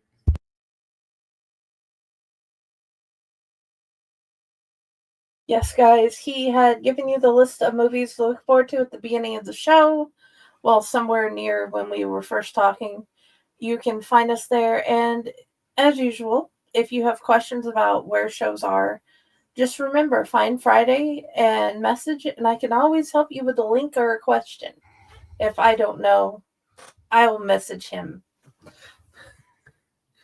Yes, I have everything listed on the Bloody Binge Facebook group. Sorry about that. I think the weather's changing again or something because I'm having a little bit of sinus issues right now. But guys, we'll see you. Yeah, we'll see you next week. Well, I think it just snowed again a couple of days ago, and it's supposed to be like 50 degrees again this weekend. Yeah. Like it's just I don't know what the hell is up with Ohio. Yeah, I don't know what the hell is up with Ohio's weather. Like it's been weird. It's been weird weather up here. Oh yeah.